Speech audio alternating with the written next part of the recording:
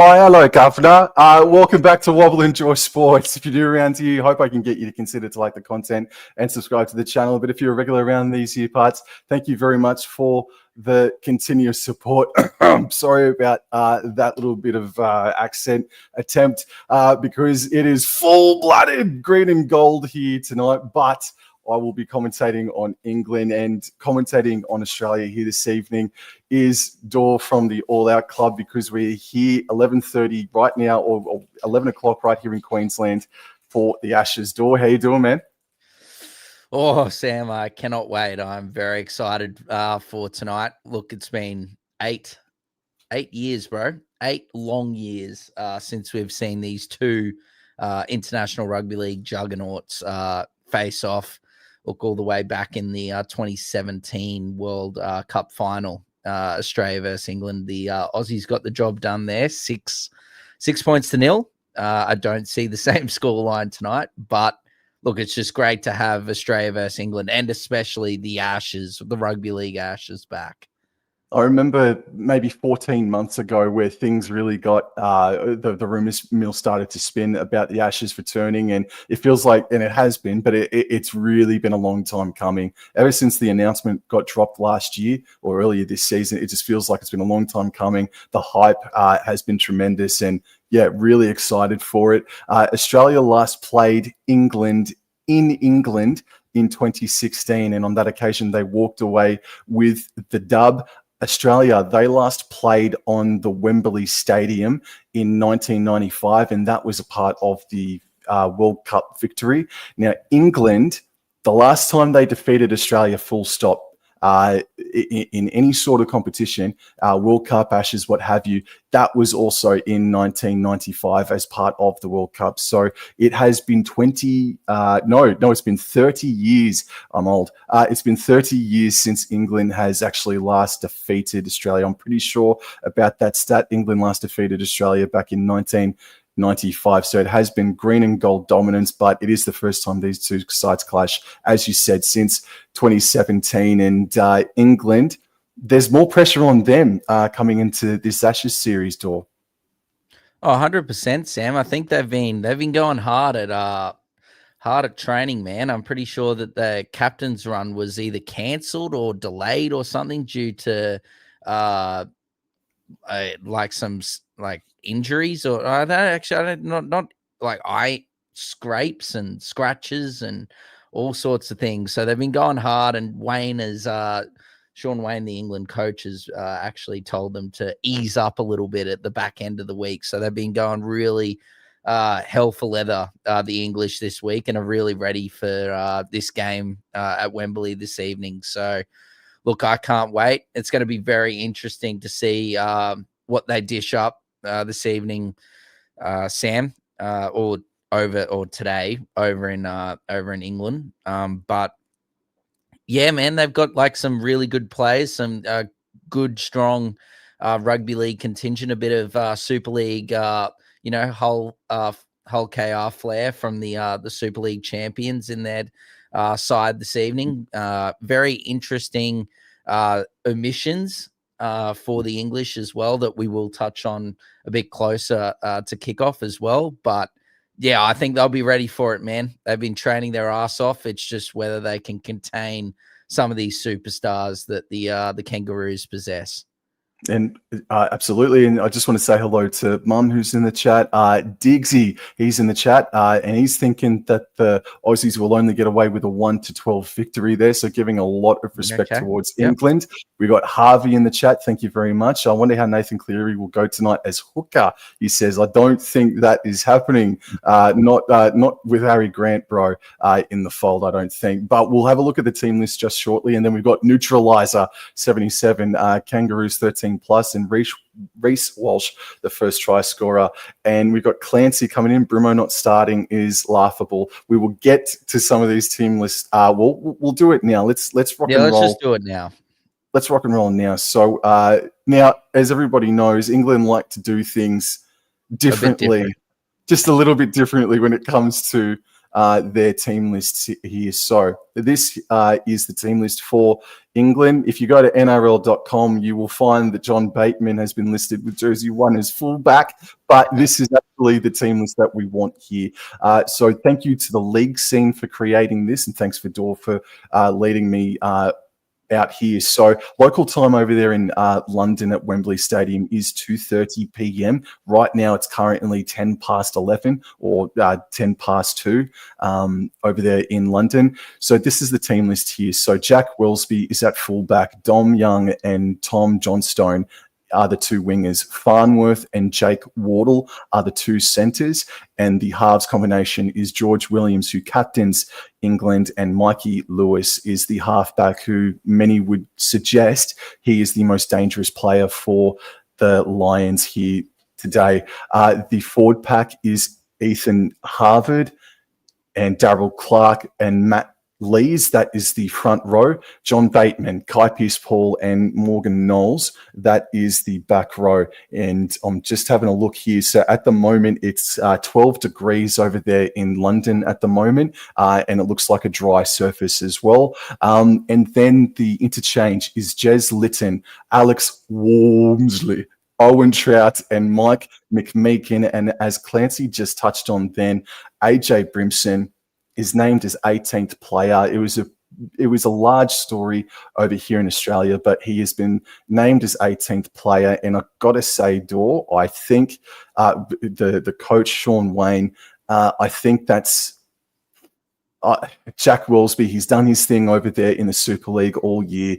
I think that's more of just a more of a reward towards more of the local talent, if that's a term I'm allowed to use. I think he's rewarded the local talent instead of bringing in AJ Brimson. And by all accounts, the centre Jack Wardle has absolutely ripped and teared for his side, Wigan Warriors, this year. So AJ Brimson is a surprising exclusion. What are your thoughts about that side, Dor, and what about Brimo's exclusion?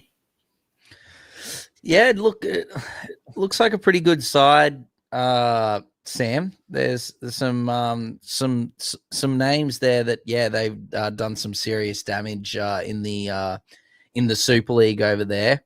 I don't know. Wellesby's a class player. We've seen him. Pretty sure my memory is going to have to correct me here, but I'm pretty sure that when they came over against Penrith in the World Club Challenge, that Wellesby absolutely tore Penrith a new one. Yeah, I remember Wellesby leaving a mark here in Australia a couple of years ago. And then I remember there was so many links of like NRL clubs trying to get him and whatnot after that. So I think that their back row's damaging. You've got Bateman there and Kai Pearce-Paul.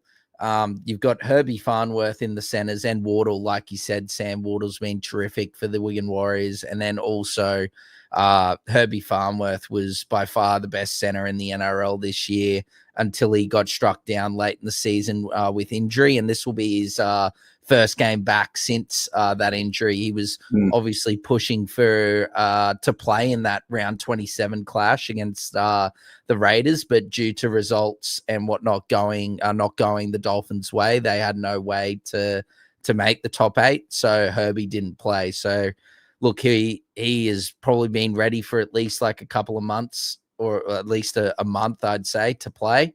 Month and a half, I think, is probably the right amount of time. But yeah, he's ready to go, and it'll be very interesting to see how he goes against his former club's current center pairing. Yes, sir. Yes, sir. Now let's get into the Kangaroos side, who you will be cheering on full-throated, whereas I'm going to be calling England at maybe quarter strength, passion, just quietly. But that's all right. That's all right. So, Dor, can you take us through the this formidable Kangaroos outfit, please? Oh, look at that lovely fullback, Mr. Bateman. No, geez, he'll get run circles around by our number one, and that. Our number one is the Clive Churchill medalist and premiership winner, Reece Walsh, at the back for the Kangaroos. The wingers are Mark Nawakani Tawase and Josh Adokar. The centers are Kantoni Staggs and Gemat Shibasaki. Our halves are Cameron Munster and Nathan Cleary. The props are Patrick Carrigan and Tino Fasul-Malawi. Our hooker is Harry Grant. Our back row is Angus Crichton and Hudson Young. And our lock and captain is Isaiah Yeo.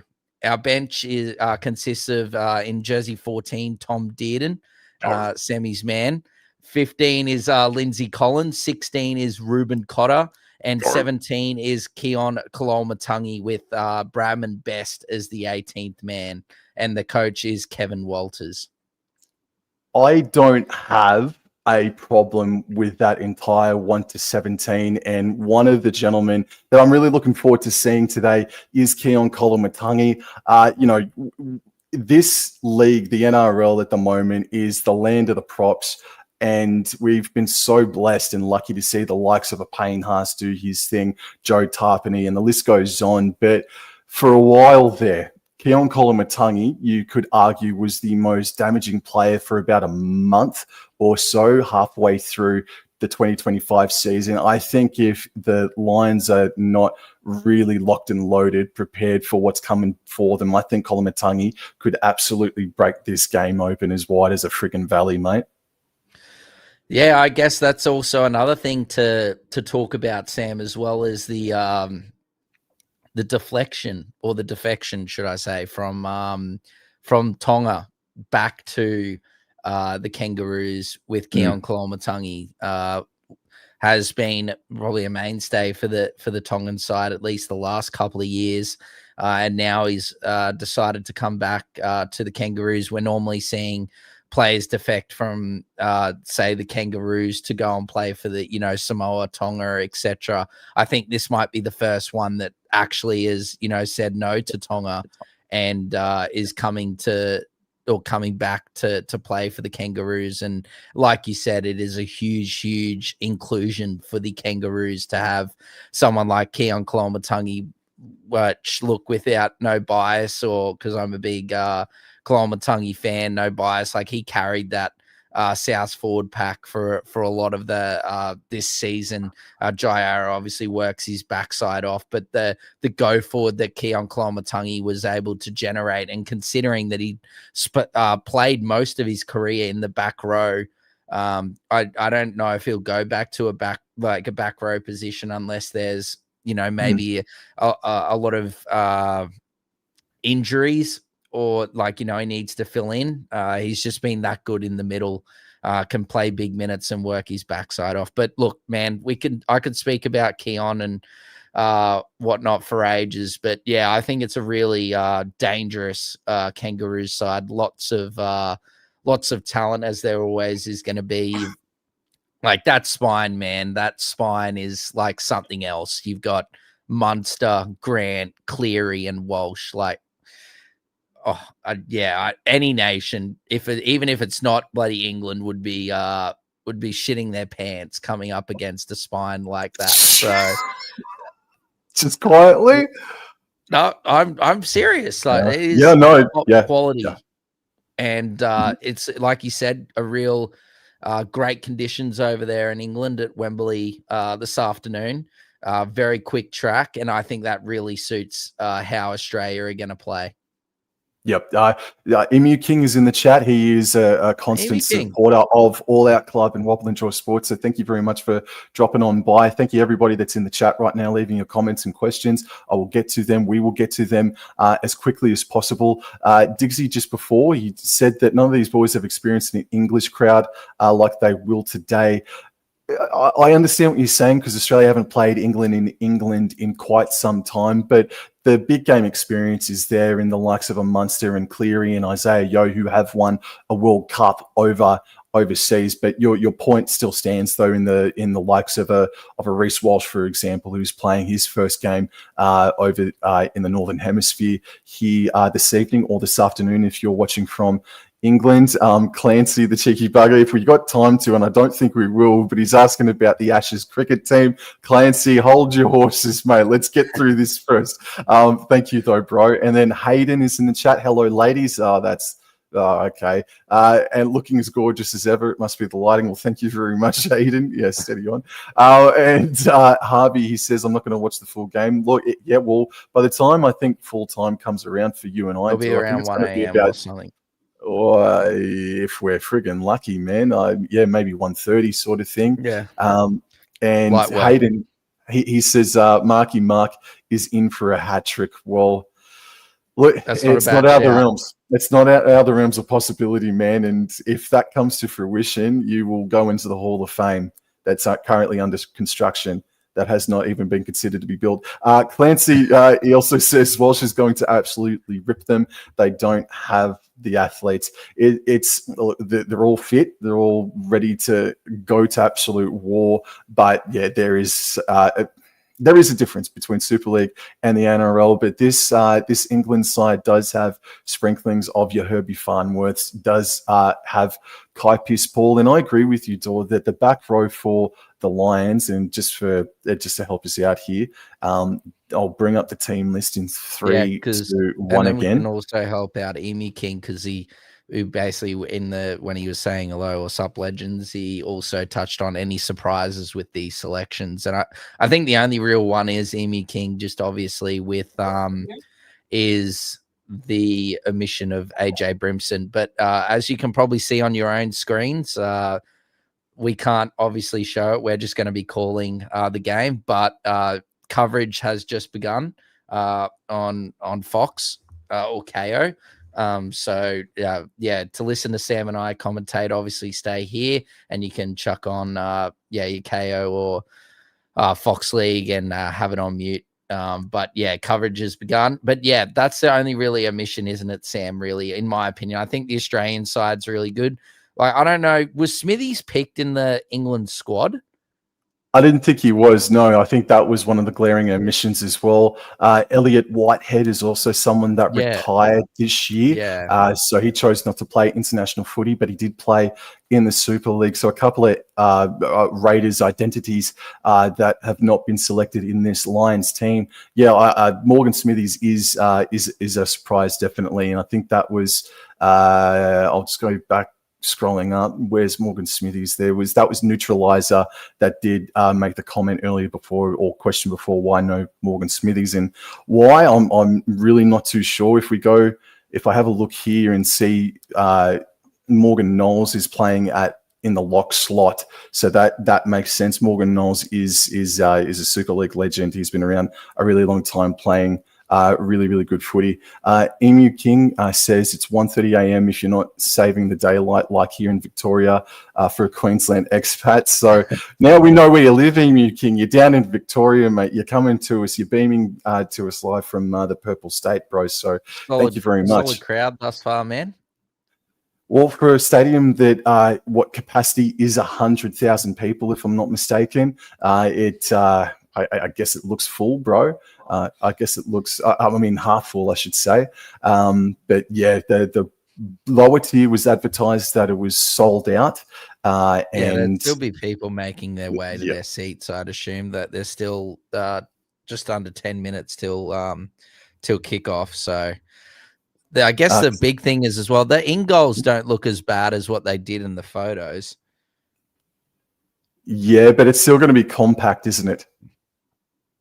Oh yeah, well, it's not going to be the same as, like what we're used to back here in It's 90,000, Sam.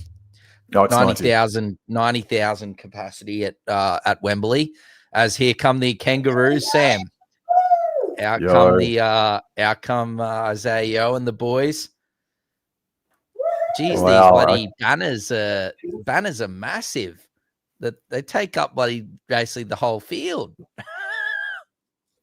Yes, and Harvey is right. Harvey is right. Yes.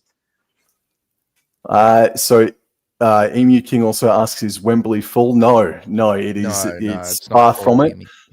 It is half full. Hopefully they can get a few more people in, but the Kangaroos are out there on the paddock now. And the paddock for a game, for a stadium that did host an NFL game last weekend in the form of the Jacksonville Jaguars and Los Angeles Rams, the turf does look pretty nice. It does look pretty nice. Oh yeah, considering that as well, like that was only last week they had the month of England games over there. That yeah, there's been I think like 3 or 4 NFL games there the last few weeks. So yeah, there's a glaring obviously behind where the Kangaroos are. The stand, the very top stand is bare empty. But look, it's 90,000 people. I honestly like, yeah, you might. I don't even know. Do you reckon you get 90,000 people if Suncorp could hold 90,000 people? Do you reckon you'd get 90,000 people for a Australia versus England game? I don't think so. No, I don't think so. Possibly 80,000. But 90,000 at Suncorp. No, even in Sydney at Accor Stadium, I don't think I just don't think they'd fill it up. Harvey, are we doing the haka? Well, I don't know what you're talking about now, mate. Are we doing the haka? Are we? No, that's not happening, That's bro. Thank you very much, Harvey. No, Yes, maybe he was referring to the potential Indigenous war dance or something like that. But we're not doing that either. But here come the Englishmen here come the Lions. Yes, I'll just turn up the volume in their tracksuit tops. Oh, we've got Vossi. Vossi's made the trip over. Oh, geez, look at that. That's lovely scenes on top of Wembley, Sam, with the fireworks. And it's got a roof as well, bro. Close it up if it starts to get a bit of precipitation. I can't even speak right now. A bit of rain coming down can close the roof, and away we go. Alrighty. So again, if you're just coming in now, thank you very much for coming in and saying good day. It is 11:25 here in Queensland. It is 12:30 down in New South Wales. So there's going to be some dark-ringed eyes walking across Australia tomorrow if you're staying up watching this one. Well, we go again tomorrow, bro. We got Pac Champs tomorrow. Samoa versus Tonga. And the breaking news that Jason Taumalolo is out for Tonga tomorrow, man. Oh, that's devastating. Look at the Aussies. And the Oliver Patasnik. Thank you very much, man. Evening, fellas. Great to be here. Also, great Jersey door. Are we ready for Josh Jacobs versus Steelers tomorrow morning? We're ready. We're ready, y'all. We are ready. Go Pack, go. But what we'll do now, I'm going to turn up the volume. I'm going to turn up the volume now because we're ready for the national anthems, man.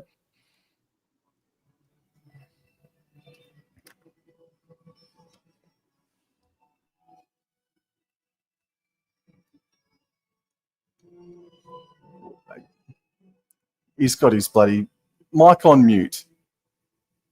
Australians, let us rejoice, for we are young and free, with golden soil.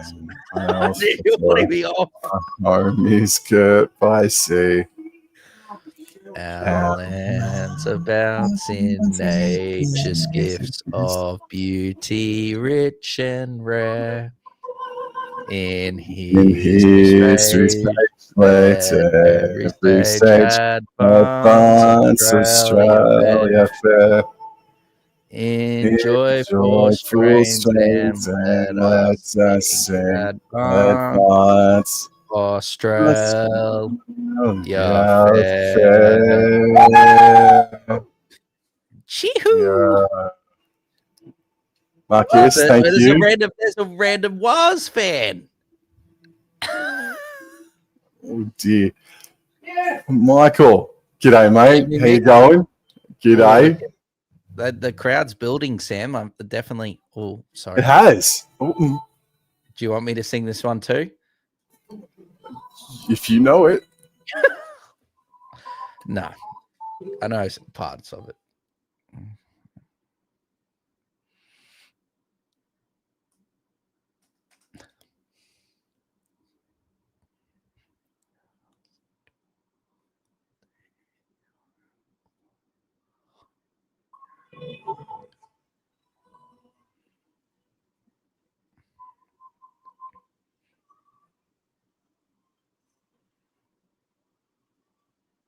Holy hell.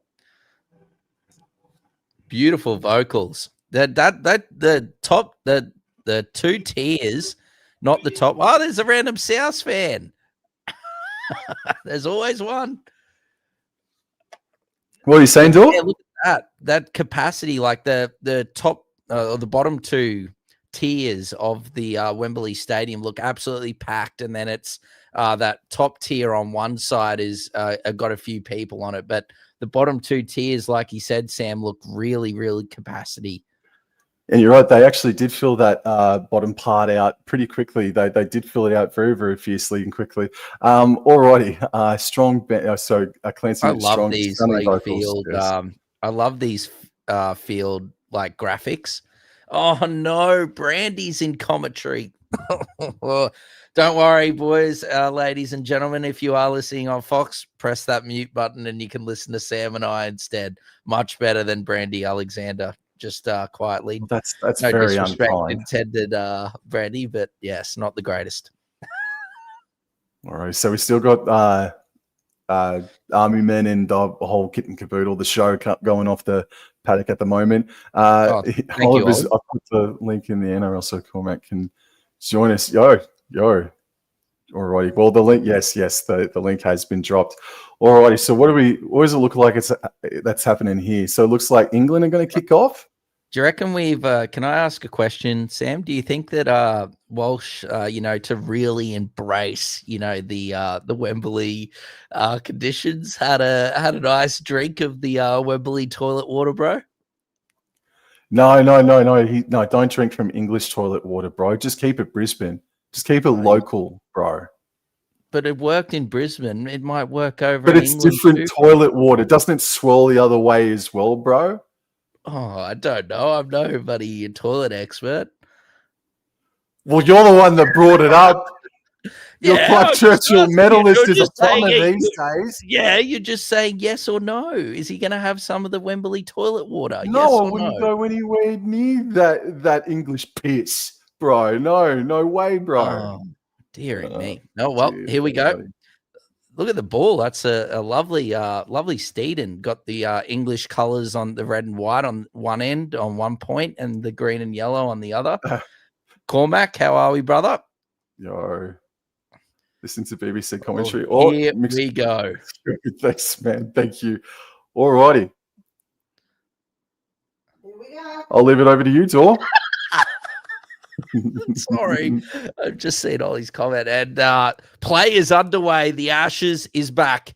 And here we go. Tino Fasumalawi has the first hit up here, and he gets up to just over the 10-meter line.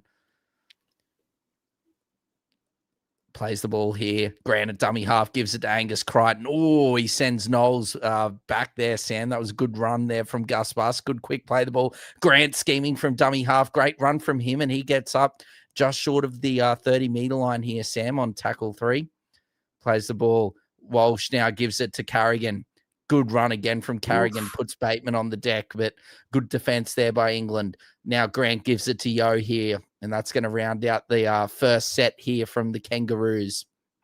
Yo is brought down just over halfway. Plays the ball. Grant now gives it to Cleary. Cleary kicks it up high, straight down, and it's taken beautifully by Johnston, Sam. Alrighty, John Stone is getting dragged sideways. Good strength to keep his feet, Mr. John Stone. Plays the ball just short of the 20-meter line, and this is the big frame, Dom Young. It's hard not to identify him with his massive stature, and he gets up and plays the ball now, and it goes to the left-hand side here for Wardle, and the sun is just starting to beam out. The pitch looks good, and the Lions, they're running right to left of screen, and this is another NRL player here for the Lions, Kai Pearce-Paul, who will be playing for the West Tigers in 2025. He plays the ball, goes to the right-hand side for the grand final man of the match, Mikey Lewis, halfback, and he put under Ethan Harvard there. Last tackle, and they're kicking just inside their own half door. Taken in the in goal, wasn't it, there by Mark Nwakanitawase, and a good run there from Marky Mark. I know he's on debut for the Kangaroos, but he would have experienced, playing in front of international crowds, Sam, for the Wallabies. So, that was a good run, first touch from him. Good run here from Katoni Staggs here on tackle 2.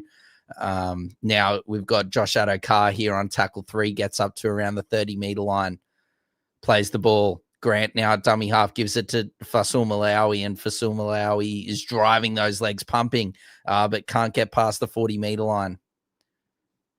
Plays the ball. Grant at dummy half now gives it to Yo. Yo throws a dummy. Oh, nearly got through there, but last tackle again. Australia after their set brought down in the first, or basically in their side of the half, and that is a good kick from Munster, taken beautifully by Wellesby. Is it, Sam? Oh, and they've shifted it out to the left-hand side here, and Johnston nearly got away. So dangerous touch there from Wellesby, and we're about 3 minutes in.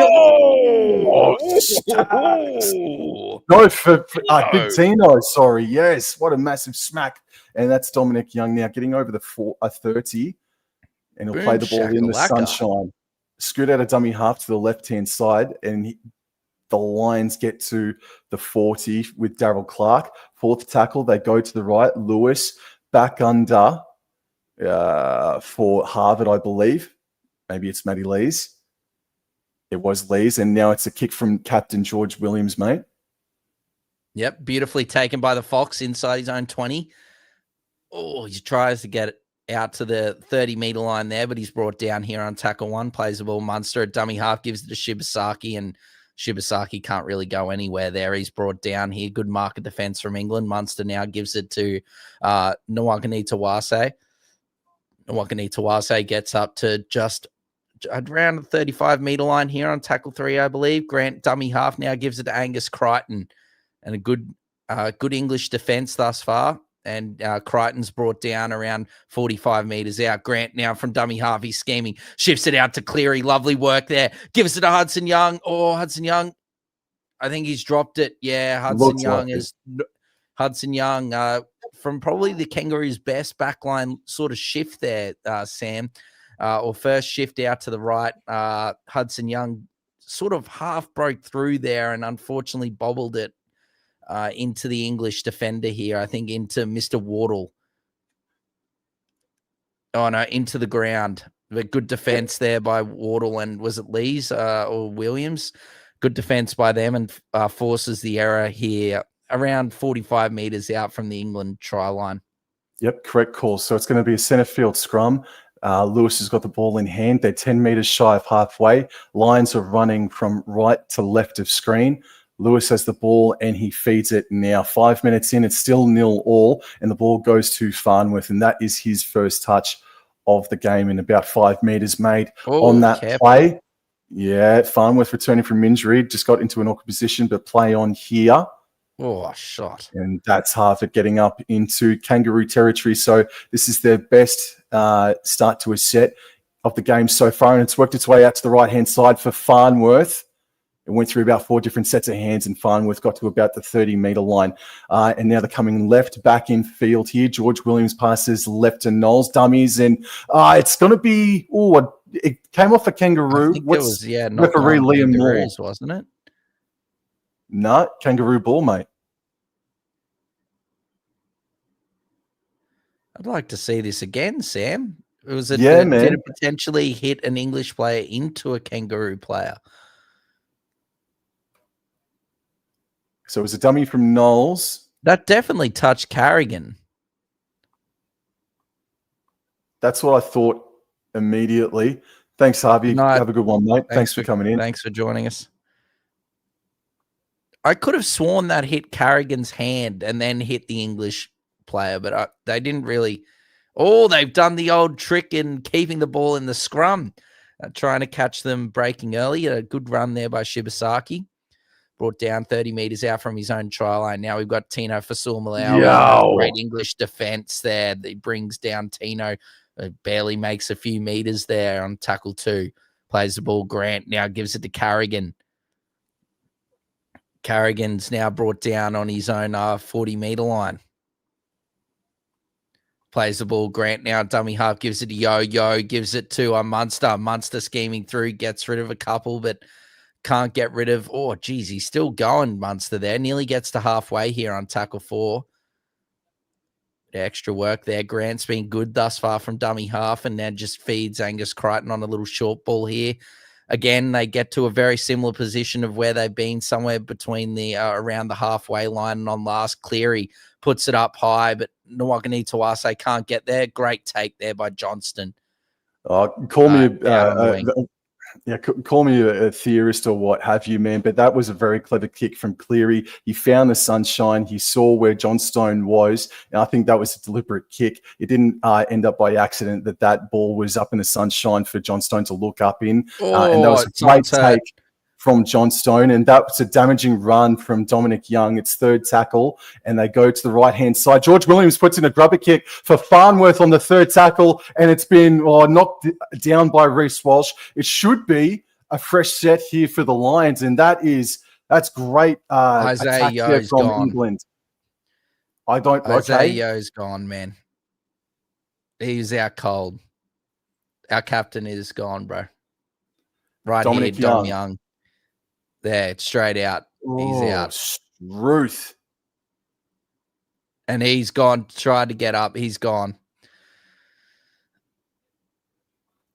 Well, hopefully, it's nothing worse than just a head knock there for Isaiah Yeo. But yeah, he tried to get up, and there's Ruben Cotter is into the action at lock. Or prop. It will be interesting to see what happens. But the Australian captain, Isaiah Yeo, is straight up the tunnel after a damaging run from Dominic Young, head in the wrong position, and he was basically knocked out straight away. Alrighty, so we're 9 minutes into the contest in England. They've had slightly better of the territory at the moment, and the scrum is one. They go to the right-hand side for Farnworth, and he's able to pick up about 12 meters. There was a dummy thrown in there as well. So they're to the far right-hand side, and they're coming left in field again. And I believe that is Harvard now, and he's going to be stopped about 22 meters away from the Lions try line. Clark goes left to Knowles. He does pass again this time. It's continued off to Lewis, and that's his first real dangerous carry of the game so far. Hudson Young coming in with some heavy contact late, and this is Kai Pearce-Paul now. Grant with the shoulder into him, and Kai Pearce-Paul makes a few more post-contact meters. Third tackle, Clark pointing to the left, but he goes to the right-hand side for George Williams, who runs across field, passing right to Wellesby. A huge cutout pass for Dom Young that not even the frame of Dom Young could get to, man. That's a bad pass from the English fullback, unfortunately, Wellesby. For a player under a lot of pressure, Sam, that is not good.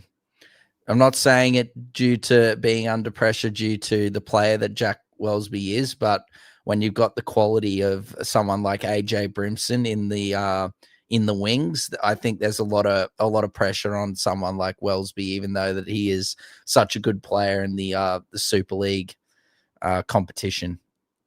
But yeah, that pass was just not on. Was it really required? I don't think that was really required. They just making good territory, putting Australia under pressure, and then he's just throwing a real, low percentage pass. That's a great run there by Hudson Young. He's brought down around 35 out. Grant now gives it to Staggs, and that's a great run by Katoni Staggs. He's going to be brought down around 45 meters out. Maybe Australia might get past the English 40 for the first time, Sam. Lovely backline shift here. Carrigan, Munster, Walsh nearly gets through. They around 45 meters out from the England try line, and Farnworth right over the top of him. Grant now scheming around dummy half. He's going to just take a little scoot here, and this is Australia's best set in terms of field position and territory here, Sam. Last tackle here, 32 meters out. Munster in a dummy half gives the Cleary, and here we go. Here's the first chance for Nwagani Tawase. Just couldn't get in there to contest. Good take there by John Stone. That is the second time that Cleary's asked John Stone to take a catch while the sunlight is beaming down in his face, and it's the second time he is come up trump. So that's really good, clean work from Tom Johnstone. And Johnstone plays for Wakefield Trinity in the Super League. And this is Dominic Young now getting to just short of the 30-meter line here. And Clark scoots to the left-hand side, does pass on to, I think that's Knowles, then left on to Harvard, who comes back across the grain and gets over the 40-meter line there.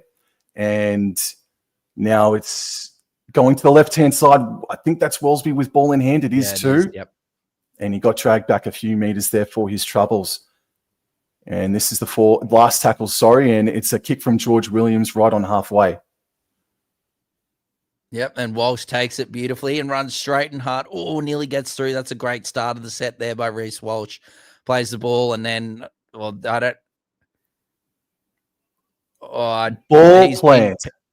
He's been pinged, I think, for the play the ball, but I'm almost certain that John Bateman has taken him out after he's played the ball.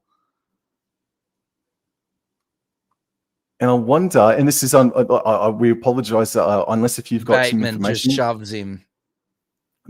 Is there a captain's challenge into today's game, mate? That is something that I don't think so. That? No, okay. Alrighty. So 13 minutes in, it's 0-0, and it is very even. They are captains challenging it. Yeah, well, there's a a victory royale. This is going to be a win.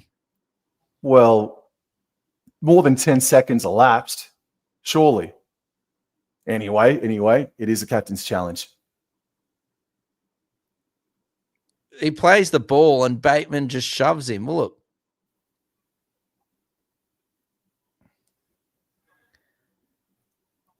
Oh, bugger. Well, they said they're checking for a knock on. They've got a knock on at this point.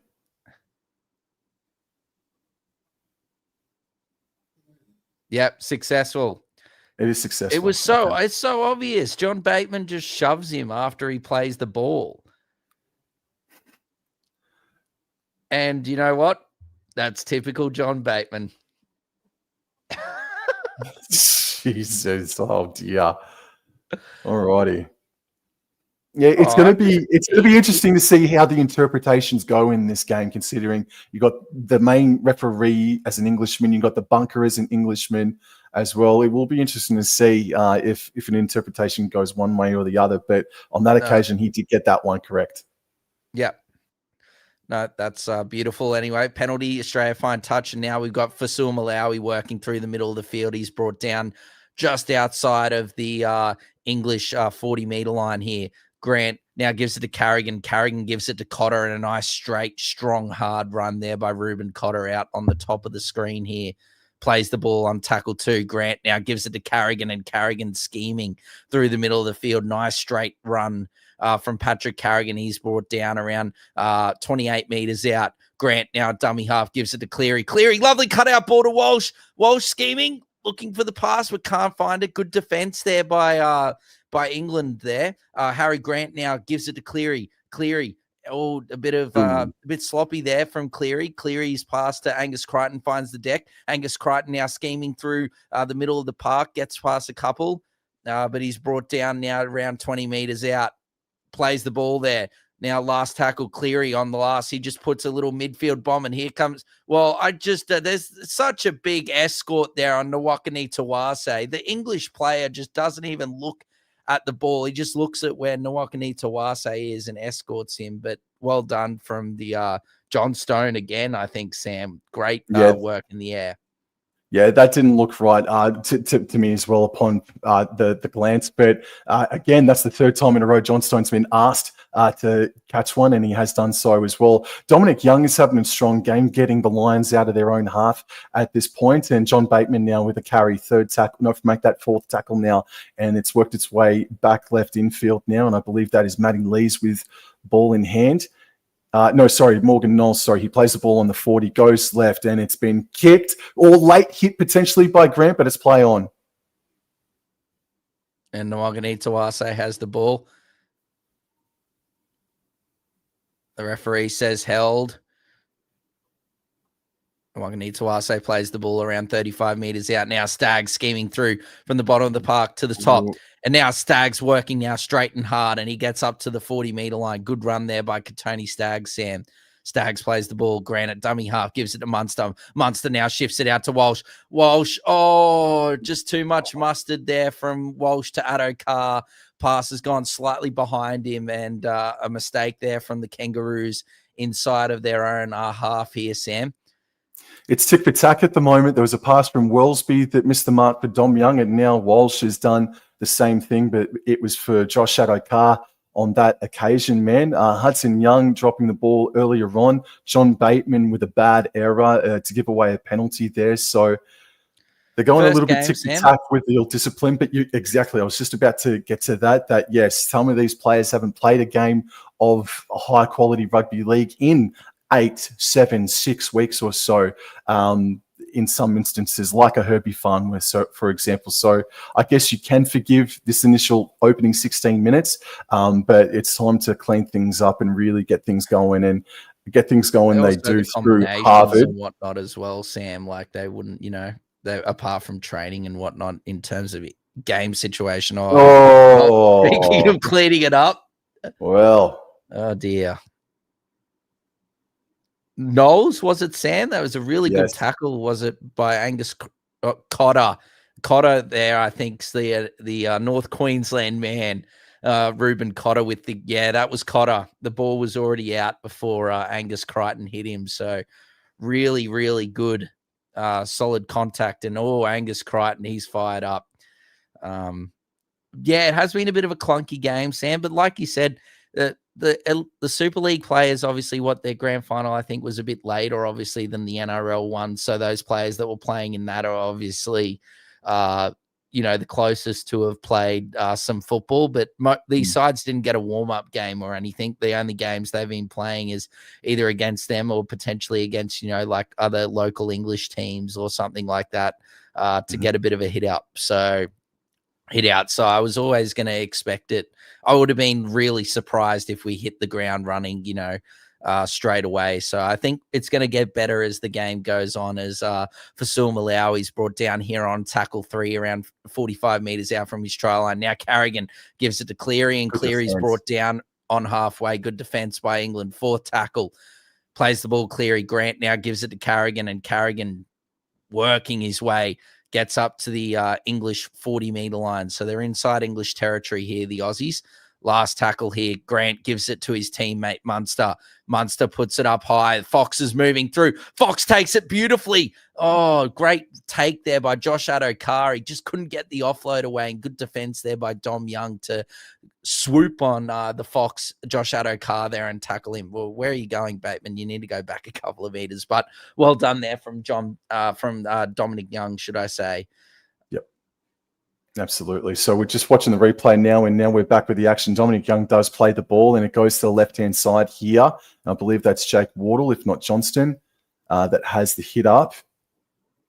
And this is now the second tackle. It comes back to the right-hand side for Farnworth, who had the bumper bars up on Munster. Got the offload off. Knowles wasn't looking. It bounced backwards into Williams' hands. And now he's scheming to the right-hand side, and he's taken down there by Katoni Staggs on the 30-meter line, or just shy of it. This is the third tackle now, 20 meters before halfway, and John Bateman only about 5 meters made. The defense from the Kangaroos was swarming. 19 minutes in, and it's 0-0 at the moment. It goes to the right-hand side. Williams flat for Farnworth, stepping and beat one tackle, but he got brought down eventually by Munster, and Farnworth is in some trouble. Right on halfway, last tackle. He wants to play the ball, and he does so now. Goes left, and the ball is put up sky high by Lewis. Yep, and Walsh takes it at the back, scheming through the middle of the field. Reece Walsh through. Good run there by Reece Walsh at the back. Plays the ball now. Munster now gives it to Shibasaki. Shibasaki scheming to the bottom of the field. Gives it out to Katoni Staggs. Katoni Staggs. Oh, that was good work from Shibasaki to give it out to his centre partner in Katoni Staggs, with good defence by the English to sort of recognise the situation there and shut it down quickly, as now Nwakani Tawase is going to have a run, and he's going to be brought down around just short of halfway, should I say. Grant here on tackle 3 gives it to Hudson Young, and Hudson Young gets into England territory, Sam. Hudson Young now plays the ball around 45 meters out, and Harry Grant's going to do a lovely little early kick here with Nathan Cleary chasing, and Wellsby takes it beautifully, but he gets rocked by a huge shot from Contoni Staggs inside his own 10, Sam. Oh, this is the opportunity here for the Kangaroos to start turning the screws, and that's great defense from Hudson Young primarily, with Pat Carrigan coming in as backup. Second tackle, the English are still inside their own 10, and now they're over that by a few meters only. Third tackle, Lewis goes right. This is Dominic Young, who's worked very hard in this game so far, and he's gotten to the 20, but this is the fourth tackle now. Do you kick early? No, they're going to run it here. Williams runs it, cut out right to... I think that was Bateman playing out there in a wing slot for a moment there. But this is last inside their own 30. Good kick pressure. Lewis got the kick away door. It's a good kick from Lewis, but unfortunate bounce straight to Nwakani Tawase, and now he's just going to go straight and hard. And he's going to be brought down around 35 meters out. Plays the ball. Cleary now gives it to Addo-Carr, and Addo-Carr fighting for every meter he can get. He gets up to around the 40-meter line. Plays the ball now. Grant gives it to Lindsay Collins, who's on and runs straight into George Williams. Strong run there by Lindsay Collins, brought down around halfway. Now Munster gives it to Cleary. Cleary now to Walsh. Walsh scheming. Beautiful pass to Nwakani Tawase down the touchline. Then he passes infield to Staggs. And now Staggs gives it to Reece Lightning. And over goes Reece Walsh for the first points for the Kangaroos. 4 points to 0 in a lovely backline shift from the Kangaroos, Sam.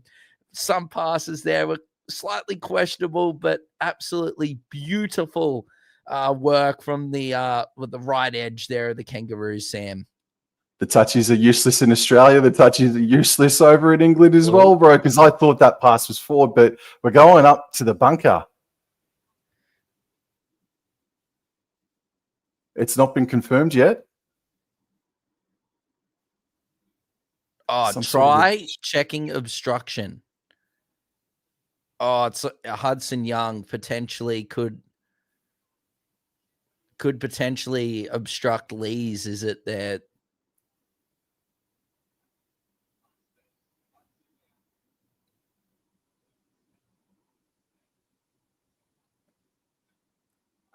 It sort of hits his Hudson Young's foot, doesn't he? It might be a very good job by halfback Mikey Lewis. Hudson Young.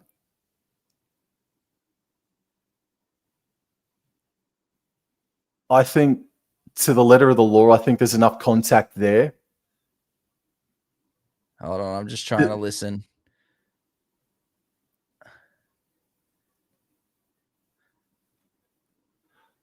Chat, what do we reckon? What do we reckon?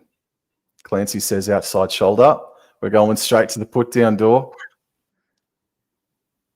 The Walsh flapjack. No. The Walsh flapjack. The Nwakani Tawase pass to Contoni Staggs was forward.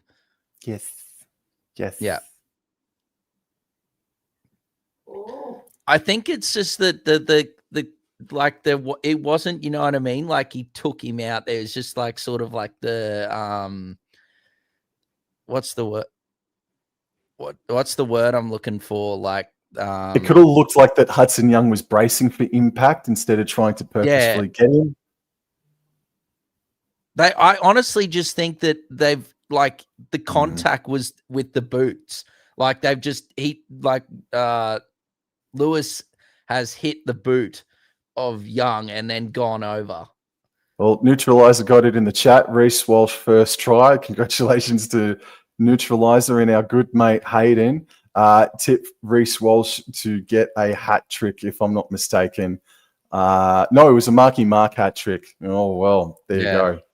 Yes. He threw a forward pass. He sure did, Dor. It's my biggest pet hate in rugby league, full stop. Anyway, geez, good grief. The bloody restart. We're back into action, Sam. We can't even celebrate and flourish in the Reece Lightning Wembley toilet water special. And now we're straight back into the action here. 6 points to 0. Australia strike first here. And Gus Bus is getting riled up here, Sam. As now Harry Grant's going to have a little scoot, Sam. England have made their first change. Sam, Harvard has come off the field with jersey number 17. I sort of missed the name there, unfortunately. Starting with an M, has come on to the field for the English Lions, as now Grant gives it to Lindsay Collins. And Collins is working through the middle of the field here, Sam. Good first set after points here for the Aussies. Last tackle here, Grant gives it to Cleary inside his own 40, and he kicks it beaming long kick down to John Stone again, who takes it beautifully, and he gets it up to over the 20-meter line, Sam. Yeah, that's about a 13-meter run back, and he gets the Lions into a central position. Look, the Lions, they've played well enough. They've made well, a couple of errors, and they like shifting it out to the right-hand side, I feel. So you got to get some more ball out to Farnworth as Dom Young plays on the 40-meter line, but they come to the left with Mikey Lewis, and he, the halfback, has the hit up and enters Kangaroos territory, 6 points to nil with 16 to go in this first half. George Williams going across field, and he's having a good game. He's running across field and asking questions of Kangaroos defense, and it's putting them on their heels at times. And Mikey Lewis, now last tackle, puts in a left-footed kick. Farnworth is chasing, well weighted, and Fox takes it on the full. Oh, Farnworth goes down. Play on. Well, Farnworth and Walsh had it. What was that? Farnworth grabbed Walsh, and then Walsh grabbed Farnworth. I don't know what was going on there. A bit of giggles there. You can see Farnworth's bloody grabbing Walsh. Looks like Yo and Cotter has been made an interchange. Does that mean that Yo's failed? I don't know. I'm not sure exactly, but Cleary's going to have a run now, and Cleary's brought down around 38 meters out. Grant now, dummy half, gives it to Hudson Young, and Hudson Young, for the second time today, has dropped it inside his own half, and the English Lions are on the attack, Sam. All right, they've got to at least get to their kick. Hopefully, I mean, if not score a try, then you bloody get a repeat set here. And look, I can't help but see what I see. And John Stone for the Lions has been really good so far, really proficient. And now it goes to John Bateman, and he makes a few post-contact meters. Well, there was an attempt at a strip there, but there was another Kangaroo involved. And they're about 25 meters away from the try line. And George Williams now passes left. Lewis, Wellesby, Wardle. Oh, he just knocks the ball on, does he? Well, in any event, it's a loss of possession. Oh, man. Oh. It was just like a basic hands play, wasn't it, here, Sam? And then he tried to switch the ball, I think, from his right to his left. No, it looked like it was in his left. He just tried to, I think when he's gone to like put the arm up for the fend, I think he might have nicked the ball out of his hand when he's gone up to put the fend up. And yes, sort of bobbled it, was able to regather, but unfortunately it fallen to the turf right near the sideline, and the Aussies just basically tackled him straight over the touch line, Sam. Pardon me. Now Harry Grant gives it to Shibasaki, and Shibasaki now runs straight and hard, but good defense there by the English Lions, Herbie Farnworth particularly. Now Grant gives it to Munster. Munster out the back to Cleary. Cleary shifting across to Hudson Young. Can he hold the ball? Can he hold those lollies? He can indeed this time around. Plays the ball around 40 out. Grant now, dummy half, gives it to Cleary. And Cleary's descended on by multiple English Lions players. Brought down around 45 meters out, plays the ball. Now Harry Grant's going for a scheme. Lovely little ball there from Harry Grant. Lovely little offload there to Reuben Cotter.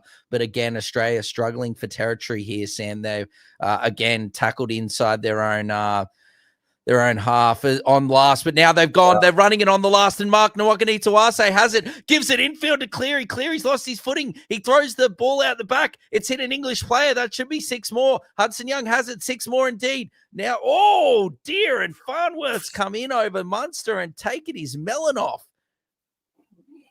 But no, not deemed a high tackle. Play on. 7 tackle set, or set restart, should I say. Oh, lovely ball from Shibasaki, but I think Crichton has knocked it on.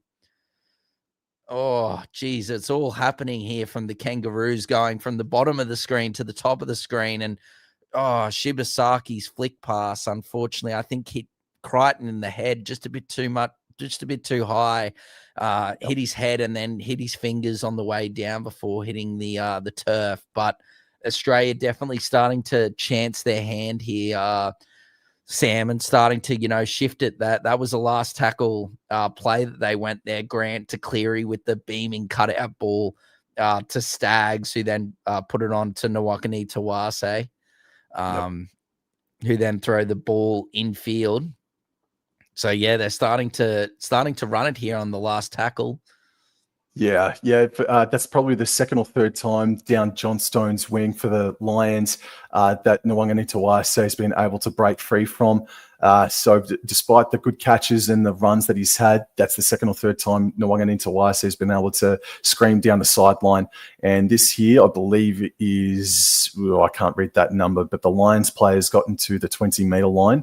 And there's 11 minutes left in this first half. It's 6-0. And I believe this is Walmsley. I believe it's Walmsley that's out there now, just short of 30, or maybe it's McKernan. Now Pitt goes out to the right-hand side for Bateman. And Bateman stands in the tackle and he's eventually brought down on the 4th. And now plays it. They go with Lytton and a decent old scoot from Lytton. And he stopped about 5 meters shy of halfway. Wellesby gets to dummy half, passes left to Lewis. They're going to run it here. Williams on the left, just Pierce Paul, then Wardle. Wardle puts down the afterburners, and it's a try saver from Reece Walsh. Kai Pierce Paul picks up the scraps, offloads back to Knowles, and it's a fresh set here for England. This is the chance, isn't it? They're about 13 meters out, right next to the sideline. They're coming right infield. Williams now, and this is Walmsley getting up to the 10-meter line.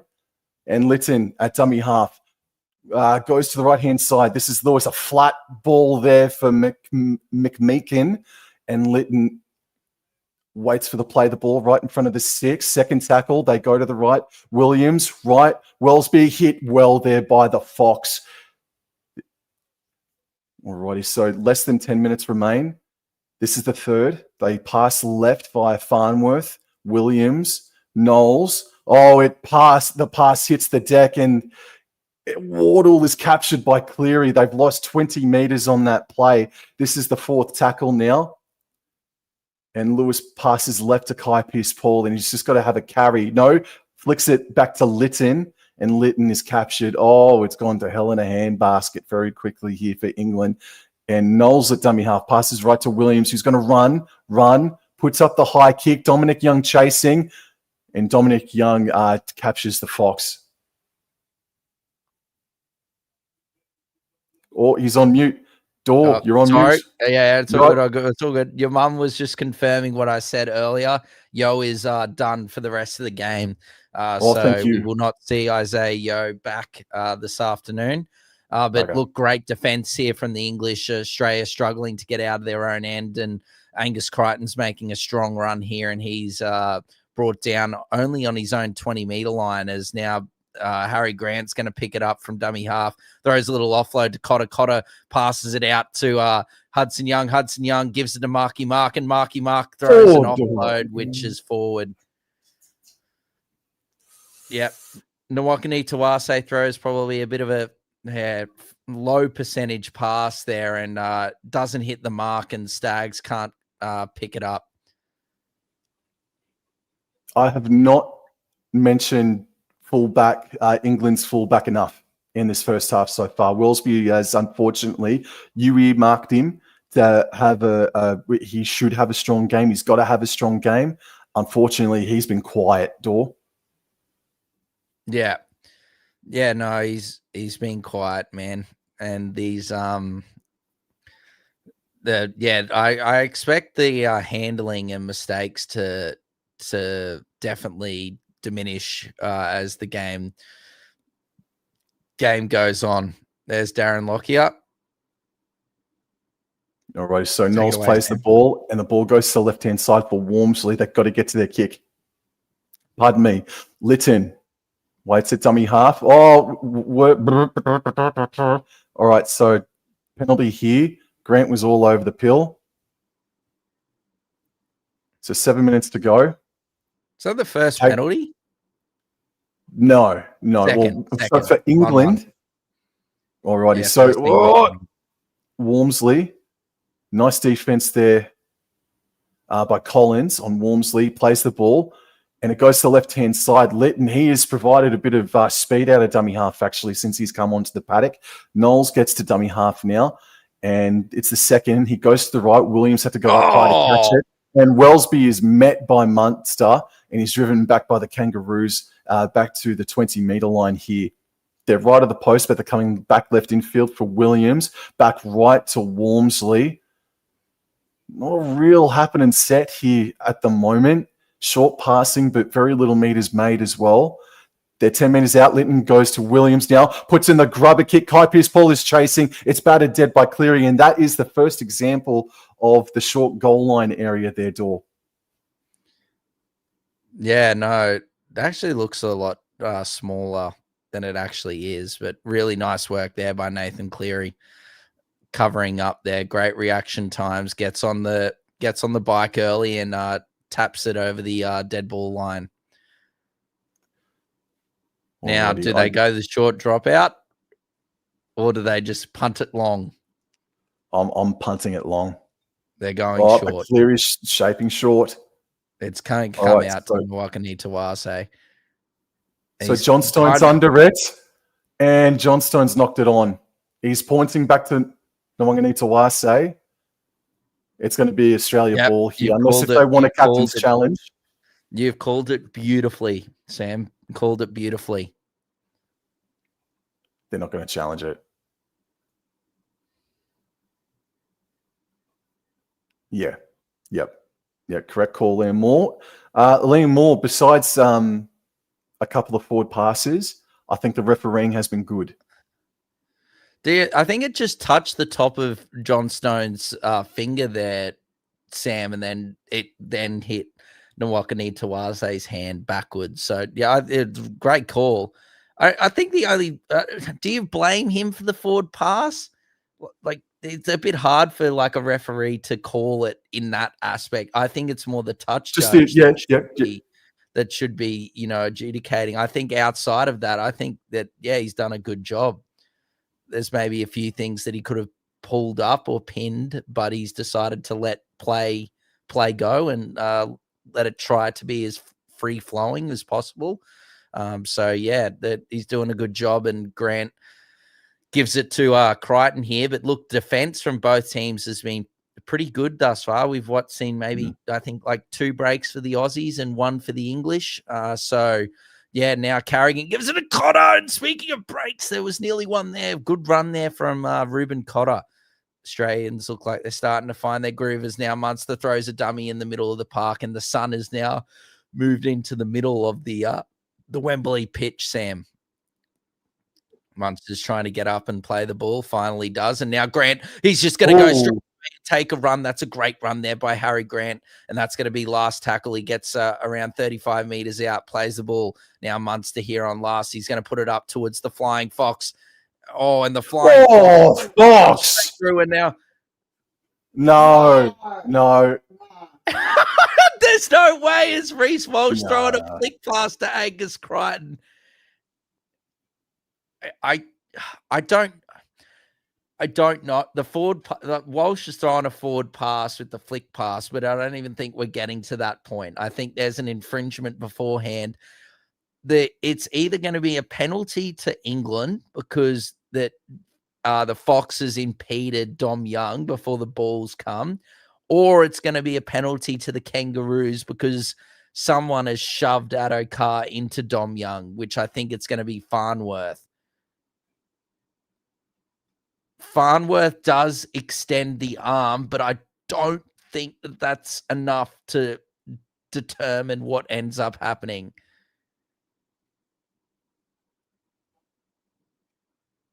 Yeah, so I think that's what's going to be called. I think it's going to be a penalty to England. They've deemed the Farnworth stuff all fine. And Addo-Carr has taken out Dom Young before the ball has arrived. So it'll be an English penalty, number 2 for England, 2-1 in favour of England in the penalty count. But that's fair. I've got no concerns with that call, man. No, absolutely not. Absolutely not. Well, they've got 3 minutes here. They can maybe work it to get a repeat set here, but you're obviously going for the throat. If you are England, you want that try just before halftime, and they've got a huge opportunity here, and their set is going to start still inside their own territory. Tap taken on the 30-meter line, and this is John Bateman now. And that's a decent old carry from him, about 7 meters forward with some nice post-contact meters. Litton is now at dummy half. He passes left in field for Williams and now on to Walmsley, and he's over the 40-meter line. Second tackle, they're in a central position, and now it's gone to the left-hand side. Mikey Lewis, first receiver, throws it out the back left-hand side to George Williams, puts the foot down. Wardle, Johnston from 30 meters out. He puts in a left-footed grubber kick. It's not too bad. It's good weight, but it's going to go over the dead ball line. Willsby screaming onto it. I guess he had to kick it because he was running out of space at a rate of knots, Johnstone. Yeah, no, he was there. Again, George Williams, great work there. The Dolphins signing in 2027, I believe, Sam. And that was really good work and great hands there by Wardle. Nice soft hands to give it out to Johnstone. And like you said, there was just unfortunately not enough room there. Walsh was coming across. The kick was the right play. The execution was pretty good, man. Just not perfect. Just went over the dead ball line before the cavalry could arrive. So Australia now pushing up here on tackle 2, nearly back at halfway. And boy, it'd be not great for the English if Australia go ahead and score after such a great set from them. Now Harry Grant gives it to Cleary. Cleary's now got the ball scheming, gets rid of a couple. He's looking for an offload, gives it out the back to Carrigan. Carrigan through the middle, gets past Litton. He's looking for Walsh, and Walsh's tackle. That's a penalty. That's a 10. That's nearly a 10-minute. That's a professional foul from Mr. Litton. Do you reckon they take the 2 here, Sam? Never mind. They're taking the 2. Very, very graphic. I think you were about to say something if I wasn't there. You could see Carrigan. What a run from Carrigan, and Litton grabbing the jersey of Walsh before he received the ball.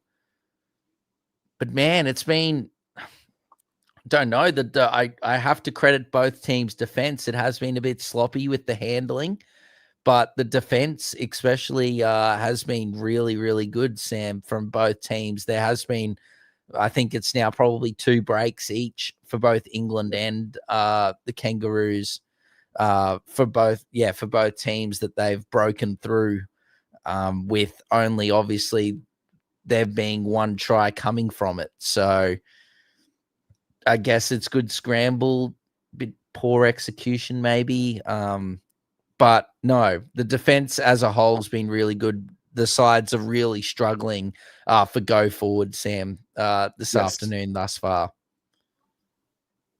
All right, Nathan Cleary just about to take the attempt. What is he, Sam? Around like for the meterage has been lost as this camera angle as I'm looking right at Clear. Oh, that's a lovely camera angle. And that is as straight as you could kick it, Sam. That's straight down the hey little diddle, the cat and the fiddle. As it is now 8-0 at halftime. The halftime siren basically went as the ball went through there for Nathan Cleary. And that is 8-0 after 40 minutes. And would I say I expected an 8-0 scoreline at halftime of this first test match of the Ashes series? No, I don't think I was expecting an 8-0 scoreline, but I've got to give credit to the especially to the English side. They've defended very well as also the Australian side completion rate has not been great. We've seen Nwakani Tawase make a couple of errors himself, and Hudson Young. Marky Marks have more been just due to being the wrong option, where I think Hudson Young's just made like blatant handling errors. So we saw Walsh throw a bad pass as well. So the Aussies have made, I think, at least like six handling errors thus far, and the English would be up there as well. I'd say maybe slightly less, but yeah, not too bad. I think this second half will be much better, mate. Absolutely. So at the moment, let's go through the stats here, and they might update as we read them out. So possession at the moment is in favor of the Kangaroos. It's 53% to 47%, and the error rates are exactly the same. It's a 72% completion rate, 13 out of 18. Not totally surprised by that, but yes, definitely room for improvement. I think it's the message from both of those coaches, one of the primary ones there. So about 150 more running meters, a bit more than that for the Kangaroos there. Post-contact meters, about 60 odd more. And line breaks, you were dead on, mate. You said there was only 2 each for both sides, and that's exactly what it is. Tackle breaks are very even, 20 to 16. The kick return meters is interesting, 112 for Kangaroos and England. I thought Johnstone may have made, and I would say that that's probably predominantly Johnstone in that area for the 37 meters for England. 7 offloads to 5 in favour of the Kangaroos. The kicking meters is approximately 80 odd more in favour of England. So the kicking game, while Cleary has probably been more tactical with trying to find the sunlight and putting Johnstone under pressure, there's more meters being made from the kicking game by England, which has helped them dramatically. And then going down to the effective tackle count, they're both sitting at about 87%, so they can fall asleep a little bit longer, I suppose. But and the missed tackles there, so 20 to 16, England lead that stat, unfortunately for them. And penalties conceded, 2 long-range penalties each, and interchanges, 3 used for England. It says 1 there for the Kangaroos, but I don't think that's correct because Collins and Ruben Cotter has come on. Yeah, I think it's 2 for the Kangaroos. They've because of the Yo failed HIA, then the second interchange was should have been put through. So I think it's just Collins has come on for Tino, and Cotter came on for Yo. I think were the 2 changes that the Kangaroos made in that first half. All right, I'm going to scroll across to the right-hand side here, and we're going to have a look here at the that's something that I don't think anybody wants to see. Jack Wellsby with 5 runs for a total of 16 meters. Yes, you can probably put down that England have made some errors, so therefore he hasn't been able to touch the ball. And same with the Kangaroos as well. They've made their errors, therefore Wellsby hasn't been asked too many times. But as the fullback, and with AJ Brimson sitting as 18th man today, that's not good from Jack Wellsby. He was incredibly quiet, and those stats prove that. Jake Wardle there with 10 runs, and Tom Johnstone, there you go, 11 runs for 85 meters. Apologies for that. George Williams, I'm going to stop here. I think the captain of the Lions has led the team around really nice. He's been fast, and every time he has run the ball, it's been more sideways, but it does look like that he's put the Kangaroos right on their heels. I think George Williams' has been one of the 3 best for the Lions in that first half. Oh, I think George Williams being the best for the English Lions. I think he's been outstanding. Coming off that signing with the Dolphins for the 2027 season, Sam.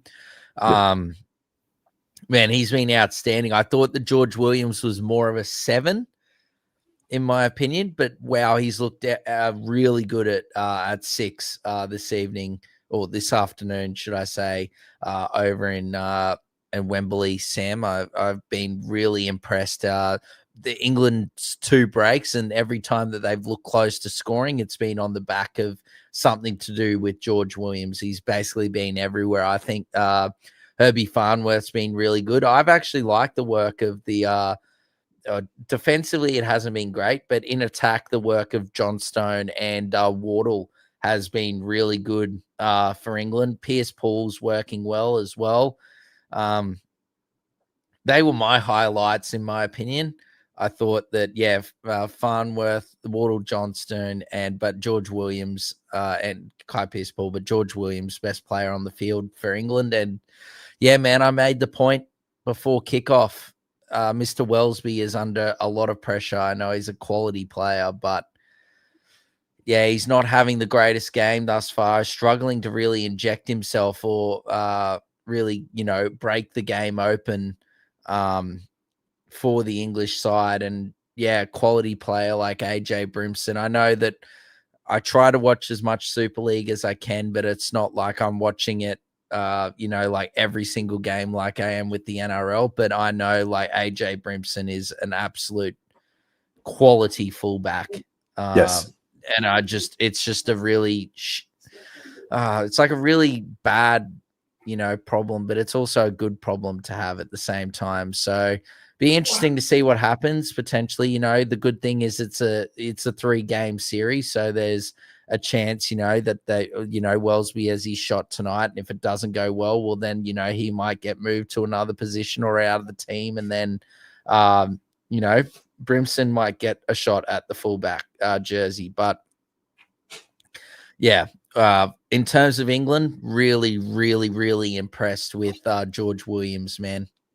Yeah, absolutely. And we were talking about Nwangani Tawase screaming down the sideline on a couple of occasions. And the thing that they're going to really be talking about here at halftime with head coach Sean Wayne is that Jake Wardle, he's missed 3 tackles. He's made 9. Mikey Lewis has made 10, but he's missed 3. Johnston has made 3, but he hasn't missed any. But Wardle and Mikey Lewis are defending right next to each other, and on a couple of occasions they were able to work it out. But in saying that, though, attacking wise, it is very, very even, but they've looked the closest when they've utilised or tried to inject Wardle and Johnstone and Mikey Lewis. So it's a bit of a double-edged sword there for England at the moment. Their left edge defence, that needs to be rectified immediately, especially between Lewis and Jake Wardle. But attacking-wise, I think they've gone closest when they have gone down Wardle and Lewis and Johnstone's sideline. And then just that last play with about 3 minutes to go for England, it was second tackle, and they had really crisp, fast passes that found its way to Wardle, who made a break and then gave it to Johnstone, and Johnstone put in a left-footed kick. And you're running at 1,000 miles an hour with a split-second decision to make. And I just think, in hindsight, you and I said that it wasn't a bad option considering the circumstances, the kick, but I just feel that with 3 minutes to go, in hindsight now, being a hindsight hero, I think Johnstone probably should have just tucked that ball in and did his best to try and just, cop the contact from Reece Walsh and then have third tackle from about 15 metres out or so, Dor. Yeah, but it nearly worked, didn't it? It did. Yeah, I don't know. It's a bit like the Pappenhausen thing in the grand final. Like, did he have more meters or like more space than he actually thought there, Johnstone and Pappenhausen, before he had to, in Pappenhausen's circumstance, throw that pass, or in Johnstone's case, kick it. Don't know, man. Honestly, bro, it was like, maybe like 5. It was not far off being perfect. Like, it only just went dead before the chase got there. I was like on the edge of my seat thinking, oh man, this might actually sit up. It was all determining on how the ball was going to, sit after it came off the boot. And unfortunately for England, it sort of really kicked on there. But should we move to the Aussies? I think we've covered England quite well. Alrighty, so I'll just zoom out here.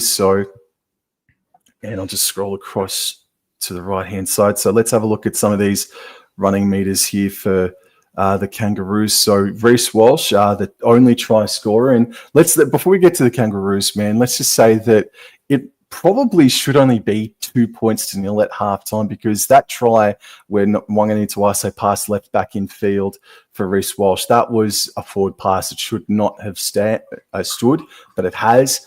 So really, England, they can really take a lot of confidence out of their defence, despite missing more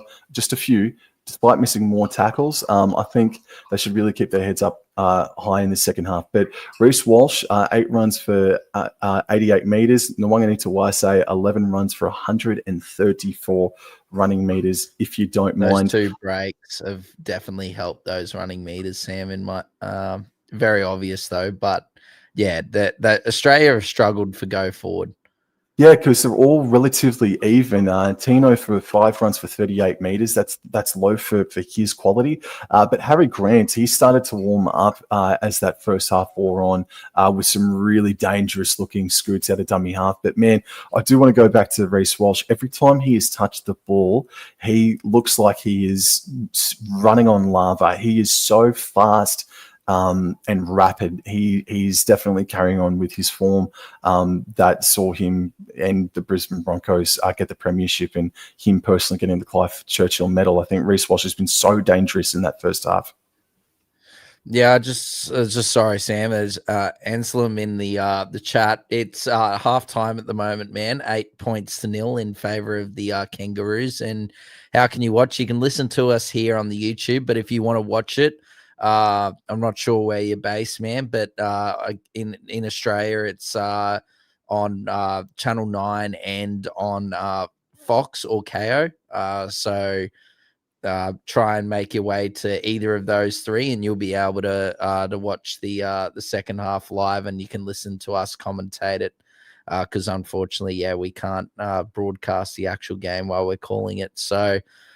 Look, back to the Aussies, Sam. Yeah, look, Walsh has looked really good when he's had the ball outside of that one pass that he threw there to Addo-Carr. I don't know if he's to blame or Addo-Carr. The timing was slightly off. I think you got to put the blame on the ball passer. So I think Walsh, just the pass was slightly behind Addo-Carr and slightly high too. Nowhere near as bad as poor old Mr. Wellesby's pass for Dom Young. Dom Young needed to be about 10 foot to catch that one. So, but yeah, look, like I said, Sam, the both teams' defense in the middle of the field has been really, really good. There was a chance that Walsh nearly went through there if what's his name, Linton or whatever from England didn't grab him before he got the ball. Which gave the penalty kick that Cleary slotted straight down the middle. But outside of that, there hasn't really been any breaks through any of the field. To be honest, all the action has happened at the bottom of the screen from both teams. Look, there has been some little brief moments at the top of the screen or the far side of the field, but most of the action has come on this close side of the field. So for Australia, that's the deadly combination of Staggs and Nawakani Tawase, and then Wardle and Johnstone from England. So that those 4 players, that's where it's all happening in that first half, or that's where it all happened. It was all on this side, or the close side of the park. So it'll be interesting to see as the game goes on.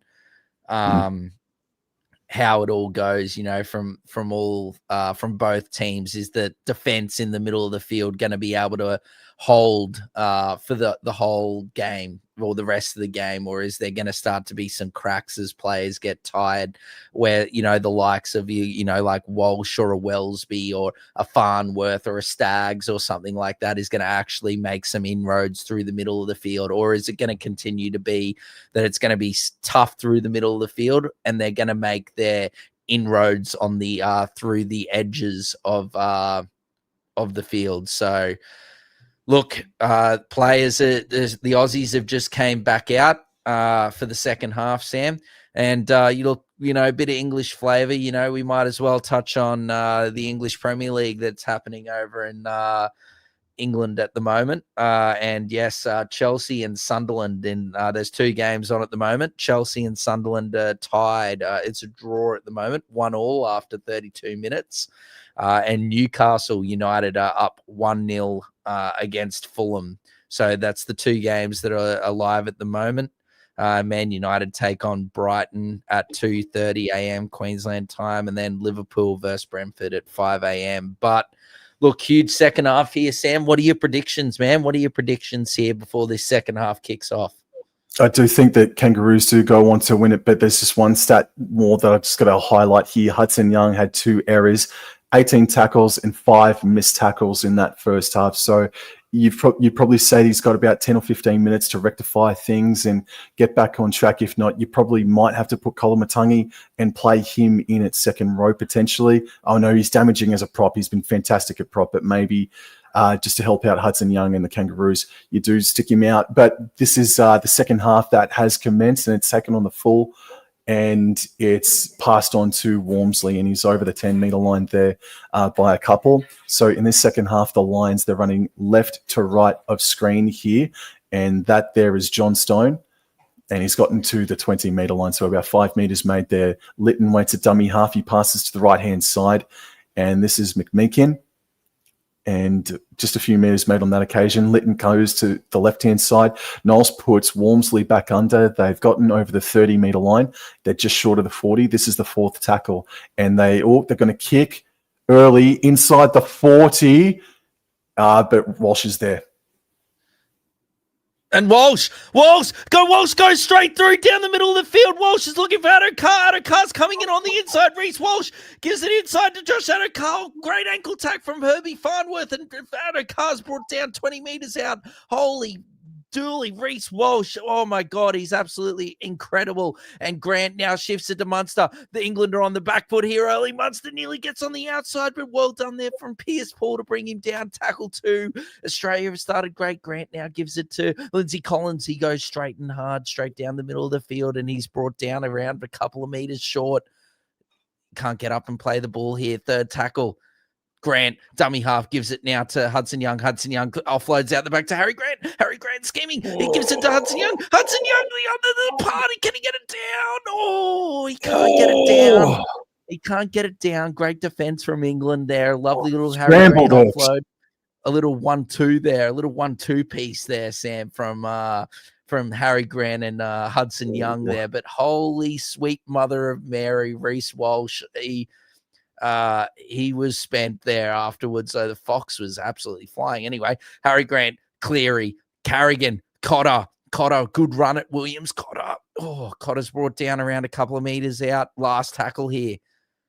Grant has it from dummy half, gives it out the back to Cleary. Here it comes. This is the best chance for Nawakani Tuase. He flies. He soars. Oh, but England refuse.